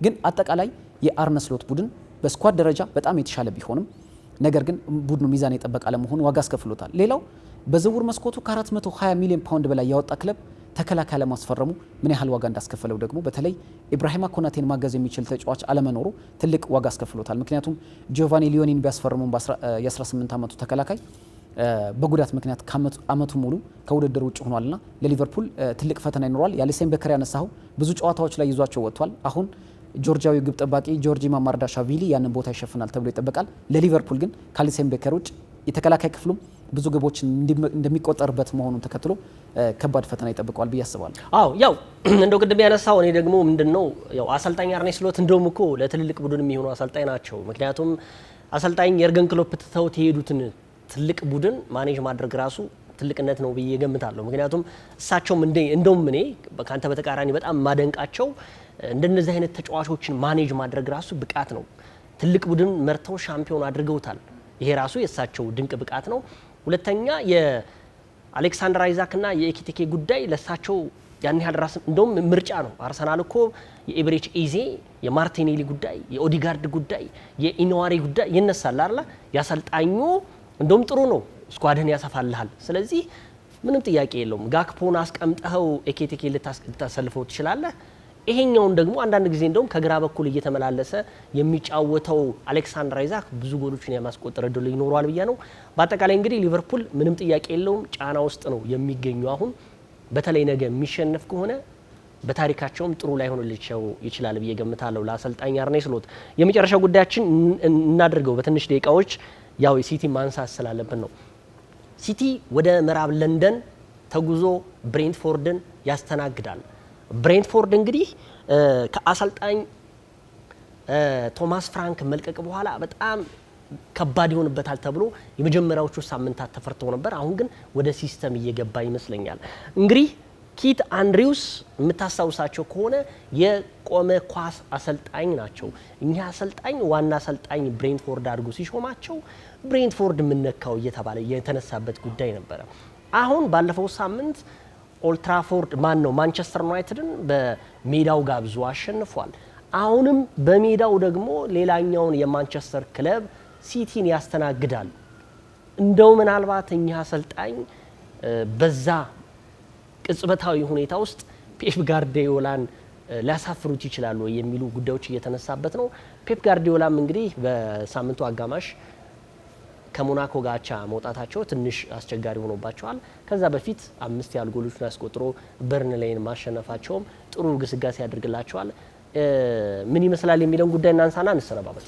ኬት አንድሪውስ ቅድም እንዳልከው በተለይ ያልተጠበቀ ሹመት ነበር። የቆመ ኳስ አሰልጣኝ ሆነው እንዴት ብሬንትፎርድ ሾማቸው የሚሉ ሀሳቦች ሲነሱ ነበር። ሌላው የውድድር ዓመቱ ጅማሬ ላይ ተመልክተ ከሆነ በዘንድሮ የውድድር ዓመት እጅግ ሊፈተኑ ይችላሉ ተብለው ከተጠበቁ ክለቦች መካከል ብሬንትፎርድ አንደኛው ነው። ምክንያቱ ደግሞ የክለቡ አይን የሚባሉት ወሳኝ ተጫዋቾች መሸጡ ነው። ለምሳሌ ብሪያን ቤሞን ሽጠዋል፣ ዮአን ዊሳን ሽጠዋል፣ ክሪስቲያን ኖርጋርድን ለአርሰናል ሽጠዋል፣ ግብ ጠባቃቸው ፍሌከንን ለባየር ሌቨርኩሰን ሽጠዋል። አብዛኞቹ ቋሚ ተጫዋቾች በቡድን ውስጥ አለመኖራቸው ብሬንትፎርድ በዘንድሮ የውድድር ዓመት ደካማ ጊዜያትን ያሳልፋል ተብሎ ነበር። ግን ባጭሩ ስለ ብሬንትፎርድ ለማንሳት በዘንድሮ የውድድር ዓመት ከትልልቅ ቡድኖች ጋር ያደረጓቸው ጨዋታዎች ጥሩ ውጤትን አስመዝግበዋል። አሁን ከማንቸስተር ዩናይትድ በኩል ነጥብ፣ ነገር ግን በግብ ክፍያ በግብ ዕዳ ትንሽ ተሽለው 13ኛ ደረጃ ላይ ተቀምጠዋል። ከቸልሲ ጋር የምታስታውስ ከሆነ ነጥብ አስጥለውታል በጂቲኤ ኮሚኒቲ ስቴዲየም። ባሳለፍነው ሳምንት ደግሞ ማንቸስተር ዩናይትድን 3-1 በሆነ ሰፊ ውጤት ማለት እንችላለን ከትንሽ ክለብነቱ አንጻር ማሸነፍ ችለዋል። አሁን ሲቲን ለመግለጽ ትንሽ አስቸጋሪ ይመስላል። ባለፈውም ስናነሳው ነበር ይገኝ ካንተ ጋር ሲቲ ከሳምንት ሳምንት ተለዋዋጭ የሆነ ወጥ አቋም እያሳየ የሚገኝ ቡድን አይደለም። ማትገምተው ይሆናል። ለምሳሌ በሳምንቱ አጋማሽ ሞናኮ ያሸንፋል ተብሎ በቀላሉ ያሸንፋል ተብሎ የተጠበቀበት ጨዋታ ነበር። አቻ የወጣበት አጋጣሚ አለ። በአርሰናል ጨዋታ ላይ በጣም ዶሚኔት የተደረገበት መንገድ በአሰልጣኝ ፔፕ ጓርዲዮላና በሲቲ ታሪክ መጥፎ የተባለው የኳስ ቁጥጥር ያስመዘገቡበት ነበር። ከዛ በኋላ በርንሌይን ያሸነፉበት አጋጣሚ በልዩነት ማንሳት የምንችለው ነው። ሲቲ አሁን ትልቁ ጥንካሬው ምንድነው ካልክ የማጥቃት ክፍሉ ላይ ያለው ተጫዋች ኤርሊንግ ሃላንድ አሁንም ግቦችን ማስቆጠር አላቆመም። በዘንድሮ የውድድር ዓመት በፕሪሚየር ሊጉ እንዲሁም ደግሞ በአውሮፓ ሻምፒዮንስ ሊግ በርካታ ጎሎችን እያስቆጠረ ይገኛል። በፕሪሚየር ሊጉ 8 ያህል ጎሎችን ከወዲሁ አስቆጥሯል። በአውሮፓ ሻምፒዮንስ ሊግ 3 ጎሎችን አስቆጥሯል። ሲቲ ቤት ውስጥ አሁን ያለው የአዳዲስ ተጫዋቾች ከቡድኑ ጋር ምን ያህል መዋሃድ የሚለው ነገር ጥያቄ የሚነሳበት ቢሆንም የቡድኑ ቁልፍ ተጫዋች የምንለው ሮድሪ በቀደመ ብቃቱ ላይ ነው ወይስ ከጉዳት ከመጣ በኋላ እየተቸገረ እንደሚገኝ በሳምንቱ መጨረሻ አካባቢ የሰራ ነው ዜናም ስለነበር ተጫዋቹ ወደ ቀደመ ብቃቱ አይገኝም፣ የሲቲ ሚዛንም በሚገባው ልክ አልጠበቀም እየተባለ ይገኛል እና አሰልጣኝ ፔፕ ጓርዲዮላ አሁን ትልቅ ጫና ውስጥ ናቸው ለማለት ይከብዳል። ነገር ግን ጫና ውስጥ ናቸው። ምክንያቱም በተጠናቀቀ የውድድር ዓመት በሲቲ ታሪክ ወይ ደግሞ በሳቸው ታሪክ በጣም ደካማ ጉዞን ያደረጉበት እንደነበር ይታወሳል። በአውሮፓ ሻምፒዮንስ ሊግ እንደምንም አጠናቀዋል። ሲቲ አሁን ከመሪዎቹ ጋር ያለው የነጥብ ልዩነት ለማጥበብና ትልልቆቹ ክለቦች ሊቨርፑልና ቸልሲ መገናኘታቸው ደግሞ ነጥብ እንደሚጥሉለት ስለሚያውቅ እጅግ ጥንቃቄ በተሞላበት መልኩ ጨዋታውን ያደርጋል ተብሎ ይጠበቃል። ብሬንትፎርድ ግን ለማንቸስተር ሲቲ ቀላል ተጋጣሚ ይሆናል ተብሎ አይጠበቅም። በሜዳው እንደማድረጉ ብሬንትፎርድ ምክንያቱም ባለፈው ሌላኛውን የማንቸስተር ክለብ ማንቸስተር ዩናይትድን ማሸነፉ አሁንም ደግሞ ወደ ምዕራብ ለንደን ተጉዞ ሲቲ ማድረጉ ነው። ከዛ በተረፈ ቅድም ያነሳው የሮድሪ ጉዳይ ይነሳል። ባለፈውም በሞናኮ ጨዋታ 61 ያህል ደቂቃዎች ነው የተጫወተ የሚገኘው። ባለፈውም እንደተናገሩት አሰልጣኙ በሳምንት 3 ጨዋታዎችን የማድረግ አቅም ላይ አይገኝም። እስትንፋሳቸው ነው፣ ምንም ጥያቄ የለውም። ለማንኛውም ዛሬ በልዩነት ስትከታተሉት የነበረው የእንግሊዝ ፕሪሚየር ሊግ 7ኛ ሳምንትን ተመለከትን። የዛሬው የክብር አጋራችን የነበሩት ቡና ኢንተርናሽናል ባንክና ጎልደን ቱሊፕ ሆቴልን እጅግ እናመሰግናለን። ዛሬ በልዩነት የእንግሊዝ ፕሪሚየር ሊግን በስፋት ተመለከትን። ከዛሬ ምሽት 4 ሰዓት ጀምሮ የሚደረጉ ጨዋታዎችን ጋብዘናቸዋል። ነገም ትልልቅ ጨዋታዎች እንደዚሁም እሁድም የሚጠበቁ ጨዋታዎች አሉ። ሳምንት በሌላ ጉዳይ እንመለሳለን። ይገደብ አባይና ቃለስላሴ ካሳይ ፕሮግራሙን አዘጋጅተን አቀረብን። ከመላው የስቱዲዮ ባለሙያዎች ጋር ሳምንት እንገናኛለን። እስከ ሳምንት መልካም ሳምንት ይሁንላችሁ። የዛሬን ተስፋ ይበልጥ ለማጥበቅ በአዲስ ሐሳብ ለመሻሻል ያሰቡትን ለማስፋት ውጥንን ለማሳካት ይበልጥ ልቆ ለመገኘት ያሰቡ መላ ይፈልጋሉ። እነሆ ለብርቶች የአቦል ዲጂታል ብድር አገልግሎት ቀረበ። አቦል ዲጂታል ብድር ንጋት፣ ራዕይ፣ መነሻና ማሳ ሲል በሰየማቸው ልዩ ልዩ የብድር አገልግሎቶቹ እስከ 100 ሺህ ብር ብድር አዘጋጅቷል። ማለዳ በኢመደበኛ ንግድ ለተሰማሩ ሴቶች፣ ራዕይ በመደበኛ ንግድ ለተሰማሩ ሴቶች፣ መነሻ በኢመደበኛ ንግድ ለተሰማሩ ለጉሊትና መሰል ነጋዴዎች፣ ንጋት መደበኛ ንግድ ለተሰማሩ የጥቃቅንና አነስተኛ ነጋዴዎች፣ ማሳ በግብርናና መሰል ስራዎች ላይ ለተሰማሩ የቀረበ አገልግሎቶቹን ያለምንም ማስያዣ በእጅ ስልኮ መጠቀም ያገኙ። አቦል ዲጂታል ብድር፣ አቦል ላይ ይድረሱ። ቡና ባንክ፣ የባለ ራዕዮች ባንክ።